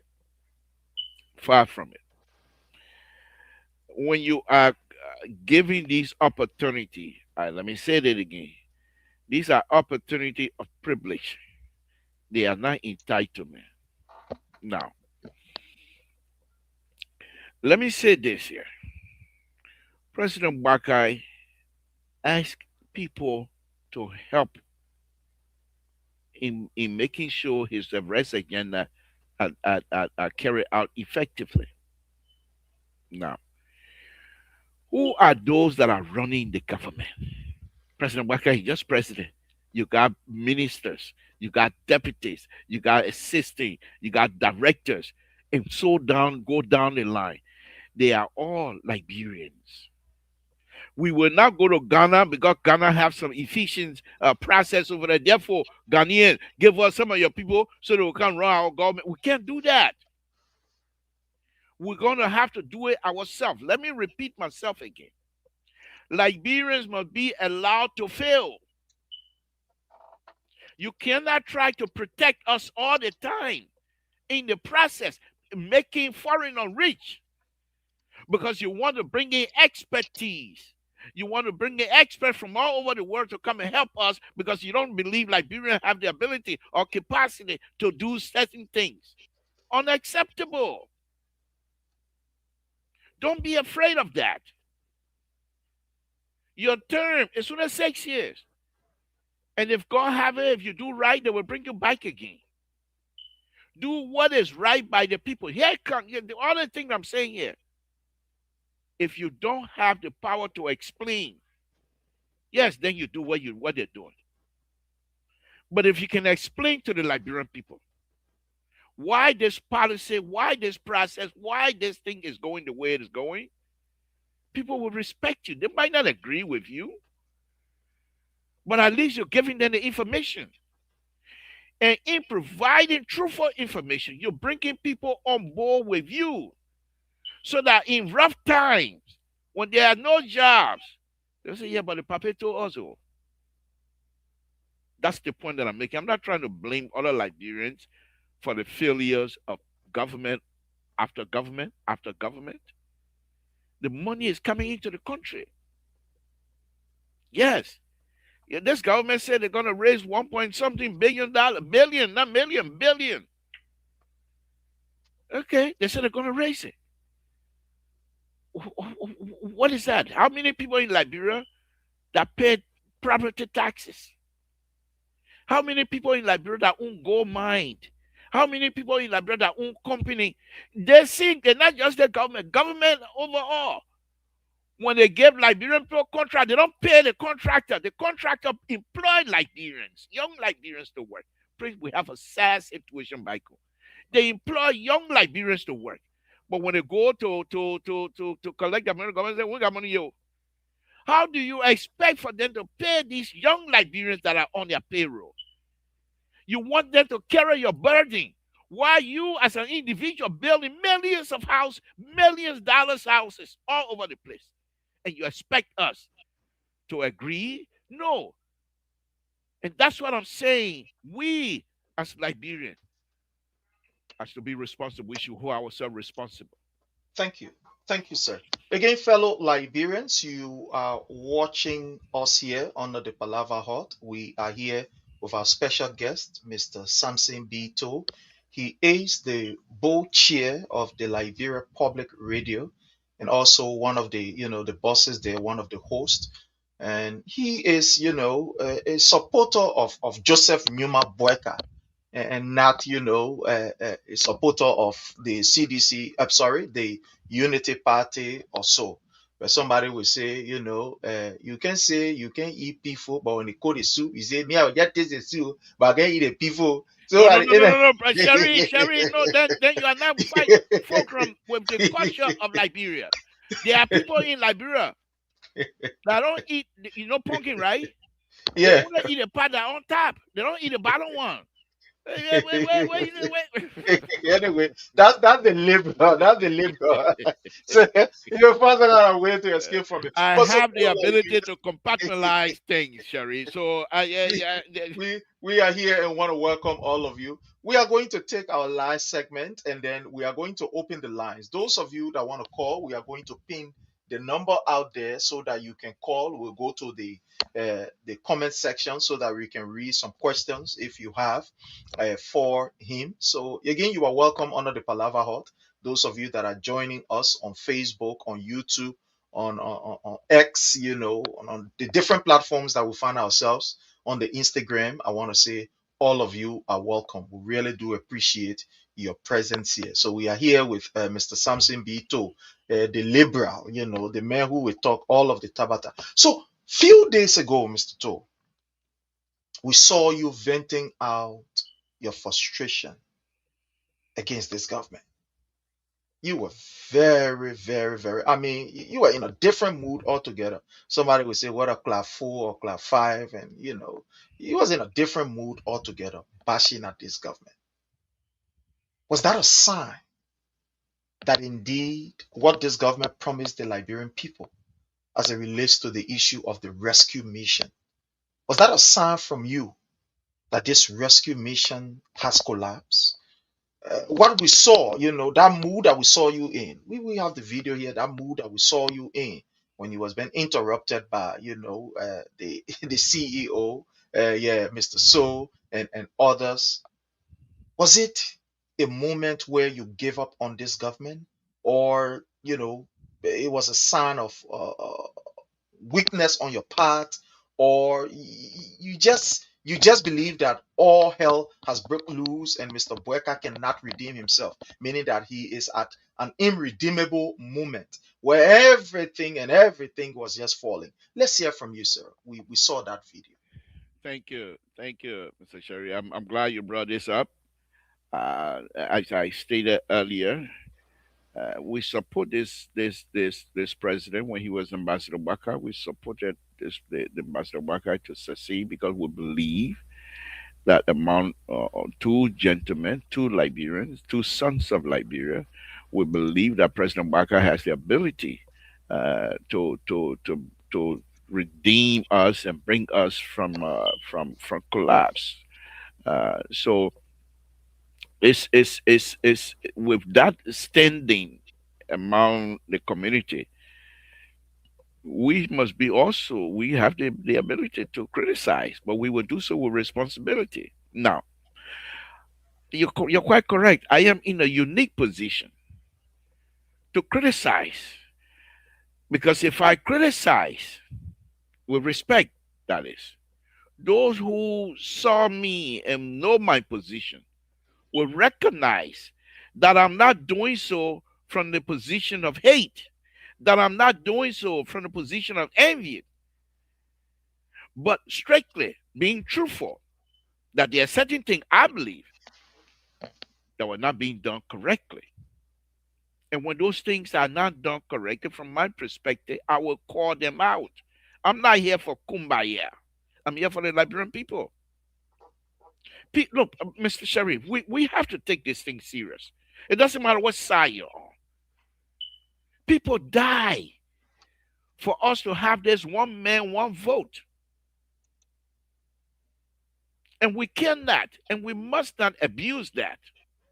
The fact that you have the opportunity to lead out of 5 point something million, you put your hand on Liberian people, say, okay, we believe you. We will let you lead us. Does not mean that you're going to lead us somewhere else. We will help you to lead us. And in my situation, I think I'm already halfway there, because President Waka is quite aware of what he wants to do. He's not coming and try to learn on the job. The man, from my perspective, he has the experience. And when I said that on the show the last time, Mr. So, the CEO, decided to ridicule me. You're able to ridicule? Who will laugh at me? Look at the fanfare. Able to laugh at me? I think I'm worried about who laugh at me. I must be truthful. I said, and I will say it again, if I were working in this government, if I was to be employed in this government, which I don't think I will be employed in this government, because first of all, they got money to pay me anyway.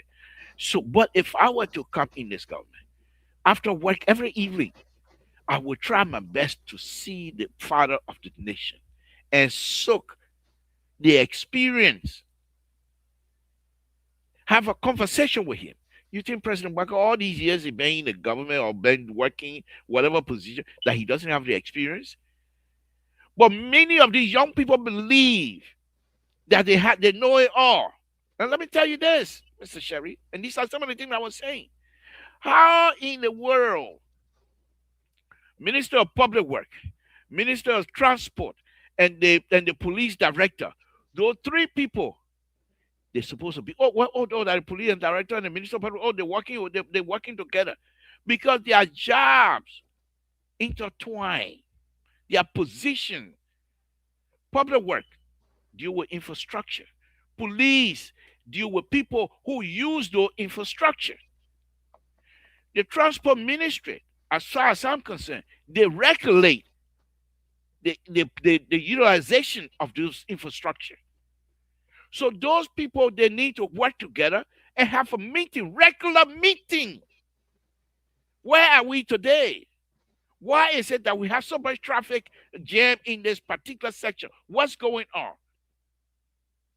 When you do that as a group, you will be successful. And this is what I was saying, and I was criticizing that many of these young people around the president refuse to understand that these positions are not entitlement, that these positions are privileged positions, and they must be seen as such. And if you don't do so, we will call you out. Despite our full support of this president, whom I believe at this time that they are putting in a bubble. Thank you so much. You believe that they are putting him in the bubble, according to what you said. Mr. Toll, of recent, we saw what happened in Liberia. The country was almost at the brink of a total collapse. When we saw what happened at the house, the lower house, the House of Representatives, where the president, he was very emphatic, he was very clear that for him, he will now work with Fonati Kofa and his team. He will work with Richie Kuhn, to the extent that his legal advisor, as it relates to the government, the Minister of Justice, the man who by law is clothed with the authority of representing the government, speaking on behalf of the government, and even disagreeing with the president. We saw when the Supreme Court sent it, ruling relative to what was happening, majority and blah, blah, blah, and legal and stuff like that. The statement of the Supreme Court or the ruling of the Supreme Court was being misinterpreted by this justice minister. But even before that, the president took a strong stand that he was going to work with, Richard Kuhn and his people. That moment was a defining moment of our democracy, where we saw things going haywire. To the extent that on 3 different occasions, our international partner, ECOWAS, sent people to see how best they can resolve it. Mr. Boyka said no. This is the man that I believe in. It was alleged that he even, gave out some money. We saw lawmakers with money, how they were bribed, and etc., etc. Let's hear from you, sir, as one who supports this government. From all fair, assertion, from your own analysis. We saw President Boyka involved into it. The records are there, reports are there. We heard from him. There were several meetings held. What is your own take when that thing was happening? What do you have to say to it? Thank you. One of the things that I respect and admire about this president his ability to deep down and bring back the culture. If you remember keenly, when the president went to the Capitol building, I believe after the fire, immediately after the fire, he said hooligans. The president was upset. I believe. I don't know him. He doesn't know me. I don't even. He didn't even get my number. He can't even talk to me. Cause I'm too small. I way, way, way, way down the totem pole. So he are not even close to his shoe set. So yeah, I don't. But I'm saying it from what I saw and what I believe. When he made that statement, he was angry with all of us as Liberian. What is it in his mind? Thinking, what is it that you young people, whatever confusion you have, you cannot resolve it? That you're going to put somebody, fire going to happen in this building that I saw when I was young, people were reconstructing this building. You don't know the importance of this building? And because of that, it evoked that emotion in him to use the word hooligans. Mr. Sherry, I support and Flanty in the interest of fairness. Flanty Kofa is a friend as well. I supported him during the campaign when he wanted to be speaker. And the reason why I supported him on my platform and everything else, there was one reason and one reason only. Because I believe if an opposition is willing to work with the president of the Republic of Liberia as a speaker, that person must be given a chance. And Flanty Kofa proved himself and prove all of us right that indeed he was willing to work in the interest of the Liberian people and not partisanship. You're saying here that the president hand in the diop. Okay. Let me take it back. Because I was getting ready now to go. No, go ahead. Go ahead. No. You have the floor. Watching. Wife is watching. I will not go down that road. Yeah, but I will reply you. I will reply you Monday. I will reply you Monday. Monday was no hold back, but they won't help. I'm being restrained, so I'll do my best. Look, let me tell you this. This president and many Liberians have termed this as being somehow deceitful behavior. The president, when he saw that Speaker Kofa was ready to work with him, he embraced because Speaker Kofa fully. He took Speaker Kofa to Italy. Remember that when the people started their issue. When he came back, and this is what I'm talking about, being in a bubble, without even recognizing that he's in a bubble. When he came back, when they came back, okay, Speaker Kofa started having issues with those people. They decided, the House of Representatives decided to going to play the Edwin Snow type game, the same game they play on Edwin Snow. Now, here's what I told you a few minutes ago. Those who are asked by the president to serve him, you must be truthful. The Justice Minister decided, and the president is in his right because he's the lawyer for the executive. So the law came from the Constitution, the law came from the Supreme Court. The president said, I'm not loyal, Mr. Justice. He said, that's what it means. He gave the meaning. Do you want the president to defy his lawyer and say, no, that's not what he say? Why, as he himself is not a lawyer? So he decided to do exactly what a lawyer have instructed him to do. You can't fault him for that. This is a team player. For Christ's sake, he's the number 9. He's going to score the goal that the ball. So they pass the ball to you. The other boy is dead. It too got so many mud on it. When I shoot it, the goalkeeper will suffer because the mud will spite up. No, that's not your job. They give it to you. It's what you do. So, Mr. To, there is something that I'm getting from you, and you keep using this word. I just marked it down. That the president is in a bubble, and I like how you cleverly articulated it from the initial, from President Weah, now up to this time. And you continue to talk about this bubble. Is it that you are not allowing yourself to be fair to this president and say, look, Mr. President, based on your experience, based on your connection or whatever it is, you should know better. You should bring on the right people, because there are clips where this president said on the VOA, it's not going to be business as usual. He will bring in people who are competent, who are qualified, who are able to do the job. And from all indication, and this will just lead me to our last discussion about the issue of corruption. And from all indication with what he said, we are seeing that the wall is crumbling.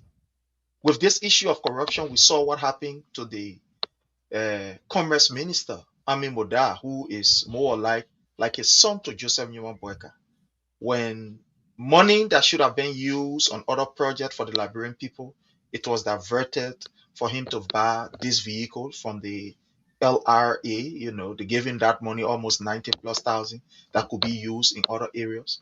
At the end of the day, when we all mounted that noise, Amin Moda walked away with impunity, without him not being persecuted. We saw what happened at the LRRC, Liberia Repatriation Commission, etc. When Liberians came from Ghana, the first batch of returning from Ghana, the money that was allocated for these people resettlement, it was siphoned, mismanaged, misused. At the end of the day, one Patrick Bozie that was there at the Ministry of at the LRRC, that man was just suspended and he walked away free. And there are so many cases of people who have been deeply involved in the issue of corruption, and they just walk away free.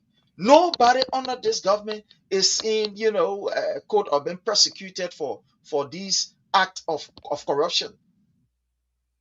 Do you think that this president knowingly, willfully, purposefully is protecting people who are corrupt and running behind the opposition, like we are seeing today? Honorable Tue is in the court. There are other opposition, that well-known oppositions are in court, but nobody from this particular rescue mission. Look at of recent. Let me just conclude with this brother Brown from the Ministry of this people, this employment people. I'm sorry. Labor Ministry. Thank you very much, Labor Ministry. When Brown, who was caught on video by one of his colleagues extorting money from people, at the end of the day, this man just went and sat down. He said, "My man, go and sit down." We saw what happened at the Ministry of Youth and Sports with J. Brian McGee, the alleged rape crime. Up to today, this president is yet to take any action. So somebody is saying that we are seeing a persistent or a very constant habit of this particular president of shielding people who are within the bubbles of the Unity Party, but going after the opposition. What have you to say on this? Thank you, Mr. Sherry. And I like the way you're going at it, and we will do our best here to continue to bring information up. When I use the word bubble, yes, back in the early 80s here in the United States, there was a young man here that was born, but he had certain disease, and he was not allowed to interact with any other person. Because of the disease, he could die. Of course, he died. But at that time, they actually literally made an air bubble where he was staying in that bubble. And that's why when I say bubble, that's what I mean. And President Weah also, I believe, was put in the bubble. I'll give you an example before I go on to your roller skating of all the other stuff you started here with. We will reply to those things. But let's look at President Weah. When he first started, the military, 14 or 7, whatever number they have on that hospital, when they were building it. 14 military hospital. Okay. President Weah went to lay the first brick, if you remember that. The doctor's place.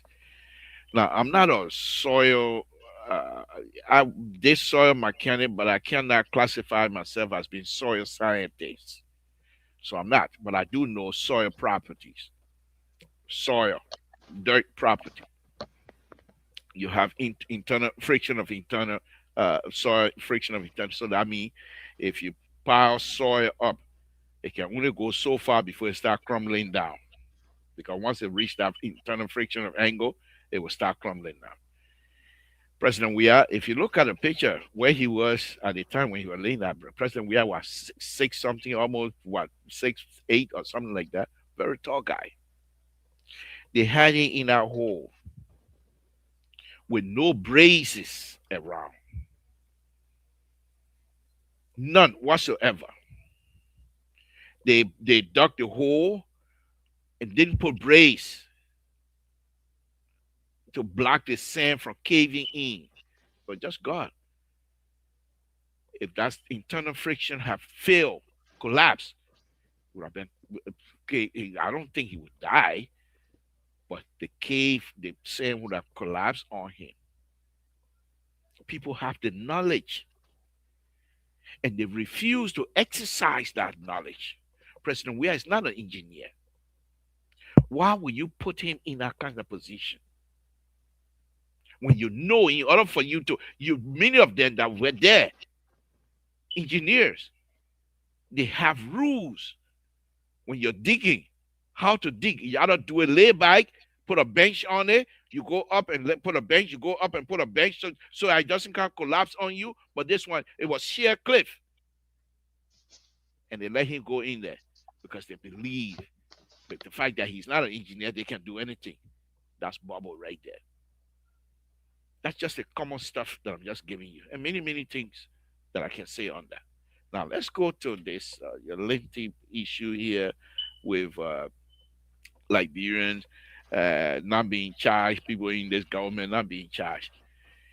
The government of the Republic of Liberia, Prince Sherry, if you don't know that, it is not a banana republic. It's a republic of Liberia. The government was duly elected.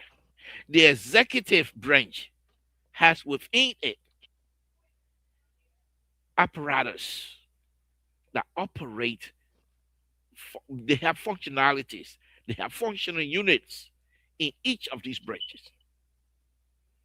And this is why I believe that President Weah is one of the most and will be the most successful president, because he understood that very well. And he does not interfere into the affair of each of the functional units. Because he knows each of them have to work together so that things will happen the way it's supposed to happen. Now, those who were that you classify as being corrupt and think that nothing happened, what were the report? Who responsible to say to the president, these are the crimes Samson have committed in this position, and we recommend that Samson be prosecuted? Then the president said, no, I don't want Samson to be prosecuted because I like him. Mr. Sherry, let's take this thing serious. If the recommendation comes down from the higher place of people who are responsible to do these things, if they don't do it, you want the president to undercut them? This is why I said to you, those who are charged with these responsibilities must do it fairly. For example, and you're quite correct. And this is why I said they always feed CDC with unforced error, just like CDC used to feed up with unforced error. If you're going to say no prosecution, state so publicly. Let it be on public record. Samson Toe has done X, Y, and Z, but according to us, those of us who are responsible to charge them, we see no reason to charge him. But you can't just leave it out. They've chosen Mr. President, they want to good to you. Then the president will suspend the person. Then we got people that print justice, Prince Sherry say, why are you doing that? You think we're stupid around here? We know the rule. If the man charge you say he's doing something, why are you suspending or why are you firing? What's the prosecution? So you're right. However, once again, we will not go to Ghana to borrow Ghanaians to come and fix our problem. We will have to fix it ourselves, Mr. Sherry. We will not go to Ghana to borrow, Ghanaians to fix our problem. We will fix it ourselves.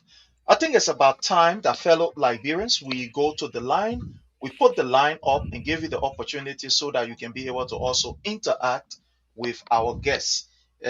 Because of time, we do not want to be very careful. These kind of people that hold both here. So to get a kind of man here, it takes a lot. So you don't want to screen him and take 99 hours. No, we don't want to do that. So the number is up. Those of you who want to call, ask your question, make your comment, or have a concern, you can definitely call us. There is, I don't know, but there is a number on the line here.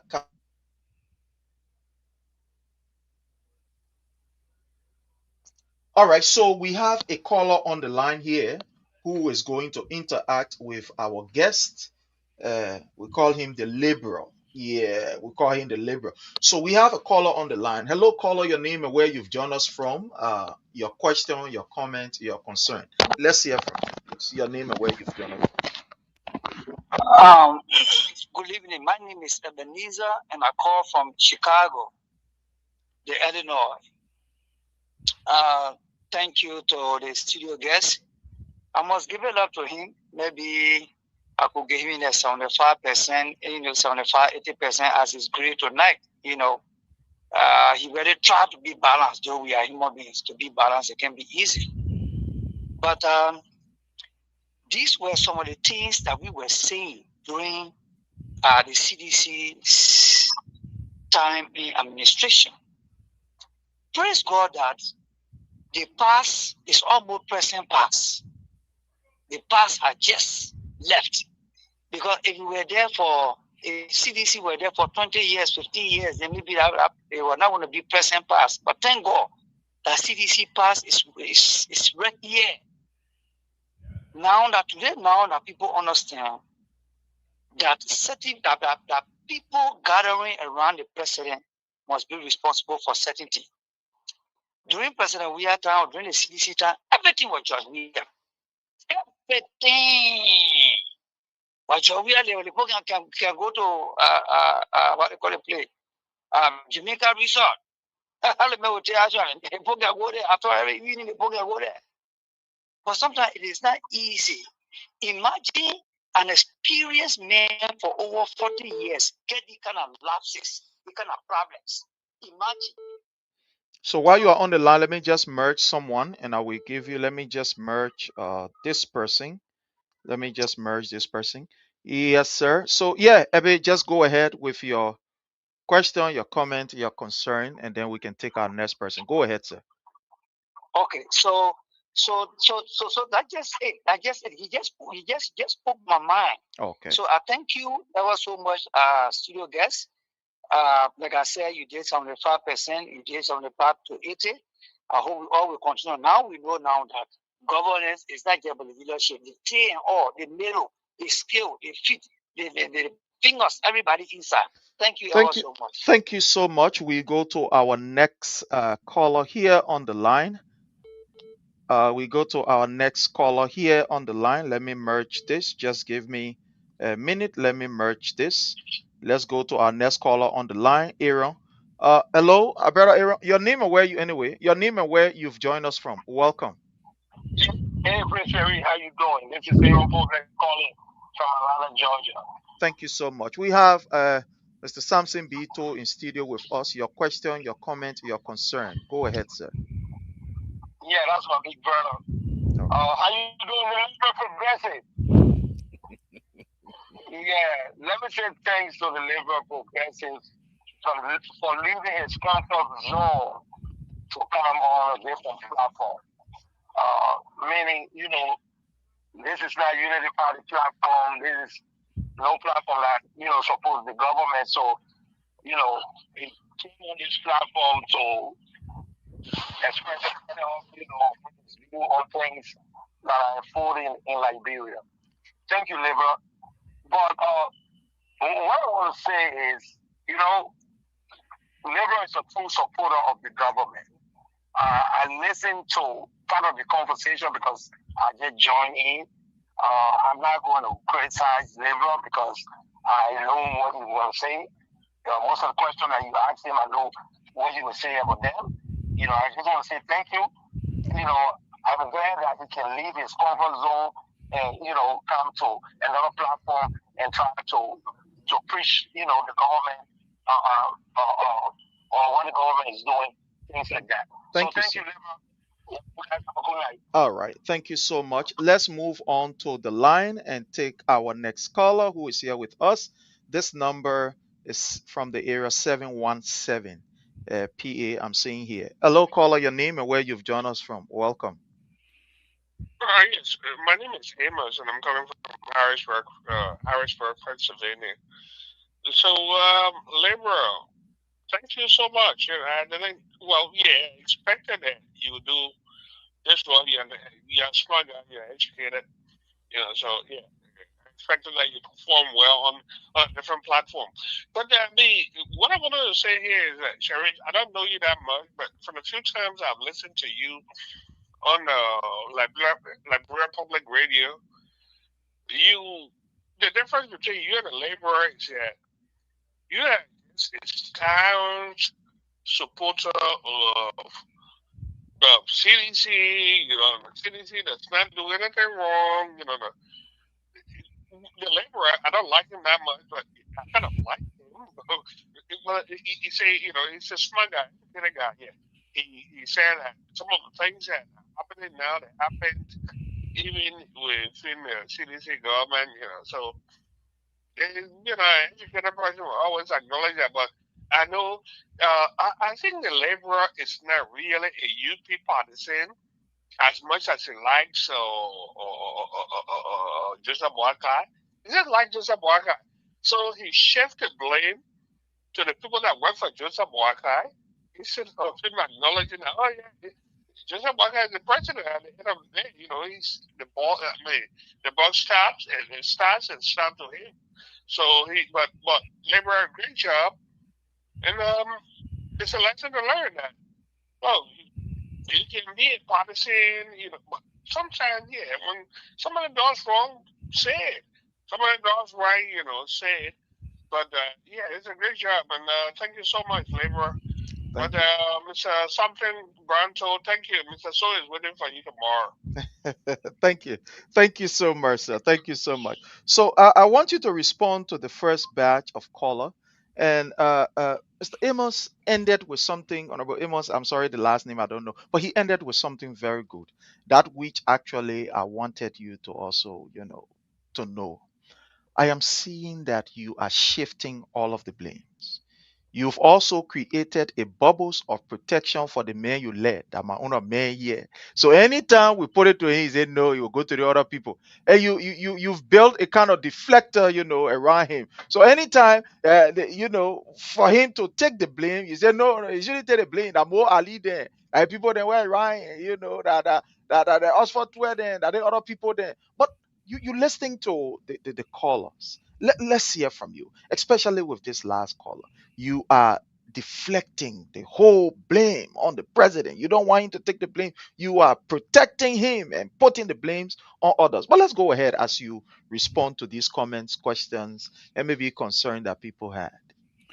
Thank you, Mr. Sherry. Let me just say that the first caller, yeah, you're quite correct, because I was one of those who were in the habits of criticizing everything CDC.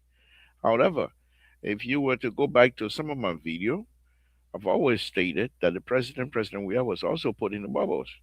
It's not like I'm making excuses. Look, Mr. Sherry. Yeah, Aaron, Robert, thank you. I number 9. Thank you very much for calling in. Yeah, I'm cool. Aaron, Robert, well, I can go anywhere. Huh? No, but look, let me say this as Prince on a very serious note. Right now, former President Weah he's not president anymore. He's not in power. When he driving the street of Monrovia, they drive with regular speed.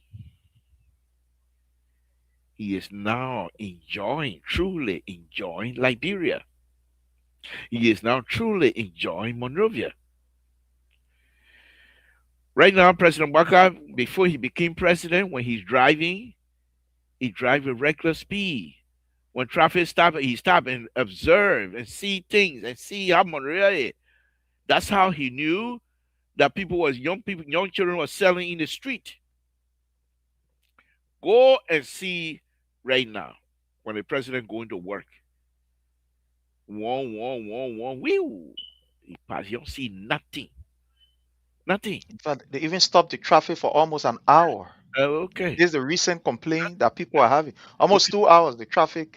Exactly. So when you do that, yeah, but who will want to care about president in Liberia now at this time? For goodness sake. Well, maybe I'm being naive. Maybe I'm being naive. Security say they need to do it fine. But when you do that, the only time the president can see things when he be invited to the occasion to open the building and those things are structured. He can't just get up and go see the president go say something. They have to arrange all of those things. When you do that, you're weakening the system because the system is set up.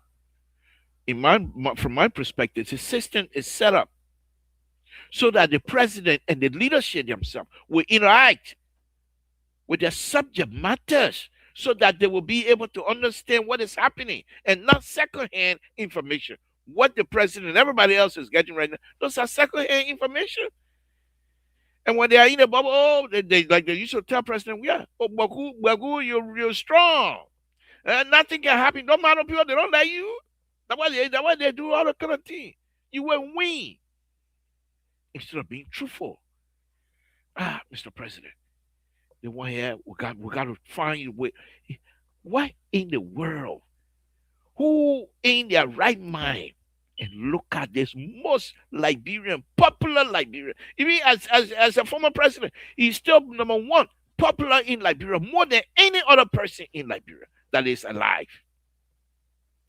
And they let that thing slip out of their hand because of greed.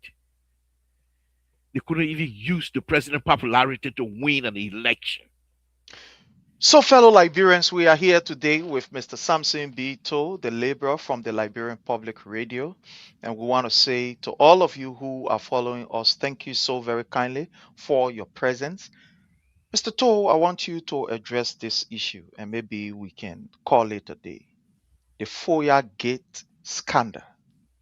The Weah Gate scandal. The Weah Gate scandal. Before the president could appear on the ELBC to give his own, a session on this, there were a lot of information coming from everywhere. Kulabana Fofana giving her own information. Mika people giving their own information. The other person giving their own information. Public Works Minister giving your own. That security place down there. We can talk about it. We all kinds of different information. The president came up to tell us that that place is for the MRU. Even at that, we also listened to Mr. Kesely, who said, oh, that place there, and MRU area there. The information is just so. I'm coming. Let's just take this call. Let's take this call. Hello, caller. Your name and where you've joined us from. We have with us in studio Mr. Samson B. Good evening, friends. This is my Rebecca calling from Minnesota. Oh wow, okay, Reverend Mother, how are you? Let me take down the number. I'm supposed to call you. In fact, let me take it down quickly before. Yeah, because your own part you can call different, but they want part get it today. After this show, I'll call you. Yeah, Reverend Mother, let's hear from you. You have the liberal in studio. Thank you so much. I listened to Mr. Togo. I think you see me training under the comment and see. Definitely. To be very frank, right? Mr. Togo is little bit to me though. That's my opinion that I said. He's not being so he don't be very honest to us, to me. I don't know. Because what you say I'm not? It's like I know that not being honest. Oh, okay. Everybody loves somebody, right? Uh-huh. Or there are certain questions, certain issue you bring it, or you can be frank to address the issue. Number one is to me that for me the number one thing I really like. I like, oh no, Mr. Toon is not saying the truth.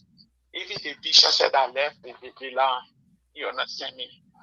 When it comes to that issue of that protest thing that went on President Weah administration with the UN student, the UL students, and though CDC, COP or something Yeah. in that place there. He saw President Weah took action. Those children went to jail. You understand me? But under Mr. Bwaka, President Bwaka, her administration or before he came into power, our children were killed. Look at the boy in Foya.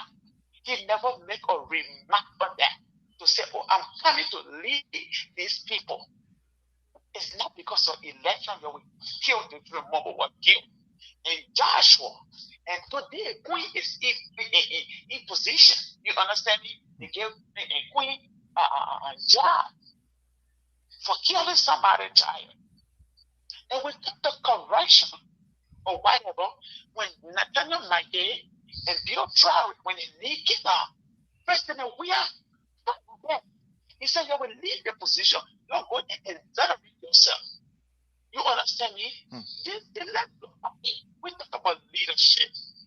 But look at a 40-year-old child being raised. The news is all over that place. The president is not speaking on that. He's not taking no action. The capital building issue. He said hurricanes. You don't even know who did it action. But the opposition figures, whether of the opposition and opposition, everyone of them supposed to be questioned. When the opposition figures are in prison, are their question for the particular issue because why he said so security want to back a word. So how do you address those things? I want you to look at that. Thank you. Thank you so much, Reverend Mother. Thank you so much. Yes, sir. So I think you were making a point before, the question came in or the comment. So you can just, just sum it up in the Foya Gate situation while address this question. Thank you, Mr. Terry. I think our mother, she's have the right to say what she wants to say. She has the right to disagree with me, and I respect that. And I also want to thank her for even giving me the opportunity to express myself and help based on the explanation or whatever position that she find me here. She decided to form her own opinion on it, which I highly respect, and I thank you for that. But let me go on to and as far as her statement is concerned, she's entitled to it. She has the right to express it. We're not going to disagree on who to say or what to say. But let me go on to the FOIA issue. The FOIA issue that you're talking about, very interesting, Mr. Sherry. All of in this, I just told you a few minutes ago that many of those people that were asked by the president to work for him, these are not entitlement, these are position of privilege. And if you are there to serve, one of the pillars of true servants is to be truthful. And they decided to stop because they were not even in any kinds of a meeting or conversation with each other. So because of that, each of them was given different positions.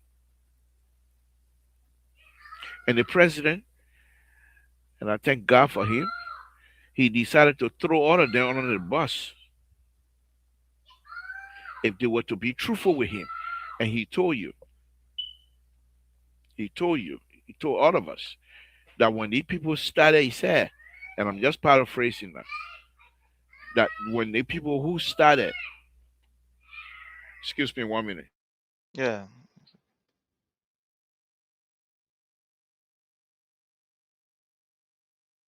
So, fellow Liberians, we are here with Mr. Samson B from the Liberia Public Radio. He is the board chair and here with us today on the platform having this particular conversation. All right. Yeah, thank you, Prince. Welcome, I'm sorry about that. Folks, no problem. Kids, No problem. we It's do normal. these things, as Prince correctly stated from the beginning, we come and do these things from our homes and we have kids. We got people noisy area. We don't. Well, some of us are not rich. To go and build studios somewhere else. Some rich people they got their own studio, no noise in about. Some of us do it from, you know what. But Mm. anyhow, let me go on. Let me go. So the president, for me, he threw them under the bus, and you heard him. He said when the initial stage, they didn't even inform him. Now, Mr. Sherry, is this the kinds of thing then should I say that the president is unable to lead? I won't say that. If I'm giving a responsibility on your job, if you are given a responsibility, it is your duty to carry out that responsibility. If you are unable to do that, be truthful to yourself first, because you're going to have to go to bed tonight. And if you lie, you're going to go to bed tonight and say, ah, my goodness, unless you have no conscience, which is not true. Everybody have conscience. And therefore, when these people started saying these things, one or two people among the president entourage or this president circle should have recognized that this thing is not going well. Why this person said this, and these are people of credible character. Why would they say a different thing? Somebody should have come out and said, look, we can't do this. Mr. President, what's happening here? This is what it is. They didn't do that. And so the president decided to throw it under the bus. So I'm happy that the president explained there's no gate here, no foyer gate. The man said that Mana River, you understand? Y'all go ask Mana River. Praying, I don't want to start. I don't want to start. Let me calm down a little bit. The president correctly, and the president told us, explain to the Liberian people that indeed this is a Mana River project. Let us take that for what it is. And if we don't believe that, let's go to the next step, logical step next up there, and find out exactly what it is. But as far as All I'm concerned, Mr. Sherry, I think this thing should be put to rest by now. Yeah, well, anyway, that is another big whole, topic for another day. But we're going to take the last caller here, and we will go to our guest so that he ran up. We're going to take the last caller. Hello, caller. Your name and where you've joined us from. Welcome under the Palava Hall. Okay, my name is Evan. Oh, I'm trying to ask the woman I want to say over Mr. Tour, right? yes, sir. Hi, Mr. Tour. Hi, how are you? Okay, I'm calling regarding about Mr. Tour. He come here and say Joseph Boaka is like this. But I'm trying to ask this question. Oh, Joseph Boaka said he's fighting for corruption and all this stuff. But for me, I don't believe that because I've been following several stuff and some of the things that he's doing, I don't even understand whether he's governing or he's just doing pick and choose. Today, what Joseph Boaka is doing in Liberia, it can cause war in Liberia. Because you can't bring your own people then you clean it then and other people who are cheering you only being in the country jailing there and trying to disgrace them. Everybody from the southeast. What happened to Tomo Fala? Joseph Boaka himself or calling Tomo Fala is a thief, is a thiefer. But today we see Joseph Boaka and Tomo Fala and Desi, Sir Joseph, then Jefferson Pochi, then they were always accused here that they are criminal and all this stuff. But one day have you ever seen any Lofie, the paper is bringing them into book to say this is what we're doing, this is what we're doing. But he running beyond. See what happened to the speaker case. We see it. So what happened? So Tomo Faradina today, they are changed men because they're from Lofa. Thank you. But Papa, we gotta be serious in Labrador. If you want Labrador to be a better place, we gotta be serious. We can't be doing nepotism around the place. We clean our own people there, but other people not children there. You pass in there, somewhere to where you want to jail them, but coach there, you accuse them that they were bad people. But since he came to power, have you ever been any Lofian there to bring them to prosecute them? Thank you. Come on, man. Thank you so much. Thank you so much, my brother, for the call. This is going to do our last call. Again, we're going to go to our, guest that we have here, Mr. Samson B. Too. And again, it's a privilege for us to have him here, along with all of you who are commenting, in the comment section. Mr. Too, while you address the last issue or the question, whether we a question or comment or concern, I just want you to know that we really appreciate your presence here and we see it as a privilege. It is not very common because most people, in fact, when they call and say, "Yeah, we're coming," after 1 or 2 hours, we call them by purpose. They can call and say, "My man, we're not coming down there. That your platform, that your CDC platform. You can attack people. Anything we say down there, you will rubbish it." But like Mr. Poplar Webplay said, we want to thank you for braving the storm to be here. And again, we want to say to everybody, this platform is your platform. The uniqueness of the CDC is that we are open up to criticism, and we open our arms because we have a political leader who taught us to be tolerant, that the best way that you can be able to make progress is when you open up. Like Mr. Tour rightly said, we must be able to make mistakes. That's the best way that we can do it. We make mistake, correct the mistake, and we move forward. So I want to say thank you, Mr. Toe, for braving the storm to be here with us. And I hope this is not going to be your first time. There are so many issues we need to talk about. Plenty issue that we can talk everything tonight because we can bore you. I know right now the other family member, they need your attention right now. They start calling now. Daddy, you gotta come. Grandpa, you gotta come. So they now start holding your table now. So we can't keep you here for long. But we just want you to conclude as we call this a day from your end. Thank you. Thank you, Mr. Sherry, and thanks to all the audience and everyone that called. I'm the most liberal on our own network. In my own Jida community, I'm considered someone they call Blaku. And Blaku in Kran language means elephant skin. It's very thick. You can cook it for 3 days before you can eat it. So nothing can move me. And because here's the thing here, Mr. Sherry. Now, this is even if this is true CDC network, which I don't think it is. I think it's a Liberian network. But even if it's a true CDC network, why would I be afraid to come here? CDC are Liberians. They will allow me to disagree with them. I give you an example. Have you had the opportunity to bash CDC and then Ambassador Weah? When Ambassador Weah won the election, I went to Liberia. I went on CDC campus. At that time, Monuba Modu and Jefferson Koji, they were doing their speaking, what have you. So I drove in there. And the first security guy, come on, you press. I said, yeah. He said, come on. He took me to the chief of the security. I say, hey, my life in it. CDC Nigerian, I recognize me. They know who I am. They come in, they will flock me here today. So the guy took me to the center they were under the sycamore tree. He took me to the center while Monuba Moru was speaking. And Monuba Moru stopped. Then he took, so this is the press guy. He said, okay, well, take a picture. I got pictures of the sycamore tree. I was doing like they're taking picture up, taking picture everywhere. So they know I'm a Liberian. So even if I don't agree with them, they're not going to exercise me. So coming here is not a big deal. It's something we have to do. Now, me coming here also is an opportunity for sedition to hear other side of the story. That perhaps not every Liberian are against CDC because of hate. Many of us were opposed to CDC staying in power based on policy disagreement. Simple.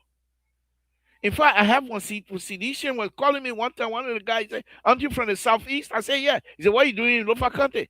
Because I felt Lofa County person was somebody that could lead us at this time. So, Mr. Sherry, it's not a strange thing for me to come here. You guys are our brothers and sisters. I'm not a member of Unity Party. To be honest with you, I'm a member of Liberty Party USA. I'm not a member of Liberty Party Liberia. So that's a different thing, okay? Because I do have a registration membership for Liberty Party USA. All right. But to close, Mr. Sherry, I think having CDC and sedition in Liberia in opposition is a unique experience, and it's something that all Liberians must welcome. All Liberians must welcome it because it gives us the opportunity to see the flaw of all of us as Liberians. Sedition will point it out. And in the process of disagreeing with sedition, we also going to point out the flaw from the other side. And when these fault issues, when they are recognized by all of us, we will have the opportunity to fix it for the betterment of Liberia. CDC want Liberia to be here. Unity Party want Liberia to be here. Whatever party want, like they just how do we get there? It's the process that we all are stumbling over. We have no hate for each other. Sure. So I want to thank you for this opportunity. We have our own platform, of course, and I like the way you keep stressing tonight. Boche, they come and let power business. I thank you for recognizing my power. Let power business. Yeah. Let me see the CEO on our platform. You can say, who you we this? Are the we Boche? Hey, yeah, Prince doesn't tell Prince Sherry telling you what I'm the Boche. I let power business. No, but on a very serious note, my brother, thank you very much. We appreciate it, and hopefully we'll continue to do that because there are much more issues to be discussed. I will hope Sure. that you bring me by Def- the issue of CDC coming by. I Yeah. want to throw my 2 cents in there, and Definitely. let's see how fast when we start that discussion. Let's see Yeah. how far before my internet get harmonized by your president. Thank you very much. Good Well, night. thank you so much. So, fellow Liberians, again, we want to say thanks to each and every one of you. We want to say thank you so for taking up the time. We hope and pray that we can one day have the board chair here himself, sorry, not the board chair, but the CEO, that the CEO will be here in our seats and we can have a conversation. The LPRC is a very fun, public radio that we've all been, using to disseminate information. I remember 2014, coming down, they started long time, but we used to always call them and to our own tabata, and all kinds of things. But, it's a very fun radio, they are doing exceptionally well. And they are one of the oldest in the diaspora. For those of you that do not know, they have a very deep rooted history in discussing the issue of Liberia. They started long time ago when we did not even have the how you call the thing, the Facebook and all the different stuff. You know what I mean? They kind of modding, sophisticated something. They started long time with MySpace and the rest of it. So thank you so much. We hope that we can have you here again another time. My regard to the Oma, and let me say thanks to the Oma for putting you in a position where you are a bit, somebody would say soft. You got an Oma as well on you. Well, thank you so much, sir. Thank you. Appreciate it. Good night. Yeah. All right. Okay. So that's how we do it here, fellow Liberians. That's how we do it here. I want to say thanks to each and every one of you, all of you who sent in your comment, your questions, your concerns. I was I was looking through, and basically, I didn't see any questions, but all of these concerns, I think they were addressed. Some of them, we put them in the discussion center. I want to say to those of you that are watching us here, there are some of you who have your own take. You want that platform where you can express yourself. You can say something, whether be it to the current government or to the opposition. uh, you know my number already. Those of you who want to come as a guest, it doesn't cost you anything. It doesn't cost you anything to come here as a guest. Sometimes people just get a friend. Oh, that CDC platform down there, man, they will not get you a chance to talk. Oh, they will do this. Many people we've invited, at the end of the day, they will say, yeah, we'll come in 2-3 hours to the town when I call to ask them. In fact, some of them will even tell me, some of man, my people say, must come, a platform there, okay, your heart and this, that, other thing. But that is not it. Including those of you who are even seditions that you want to, have your say. You can give us a call. You get our number already. That number, let me just put this number up here. This number is both the WhatsApp number and our regular number. So whenever you want to come as a guest, just send us a text. Just call us. We can have a conversation and we arrange the time. We arrange, however it's supposed to be. And we come here to have a very fun discussion. On this note, I want to say thanks to all of you who sent in your comment. Those of you who call, I really want to appreciate you. The time have caught up with us. So until we meet again on this platform, my respect to all of you. If you are not following our page is under the Palava Hut. You are welcome to follow the page. We are on YouTube, we are on Facebook, or you can follow my personal stuff. Prince Sharif, you can follow me. Or, better still, you can go on X and follow us on X under the Palava Hut. Or you can go on Instagram. We are there. On all the platforms, we are there. So until we meet again, I love you all and I appreciate you. Happy holiday to all. Bye from my end.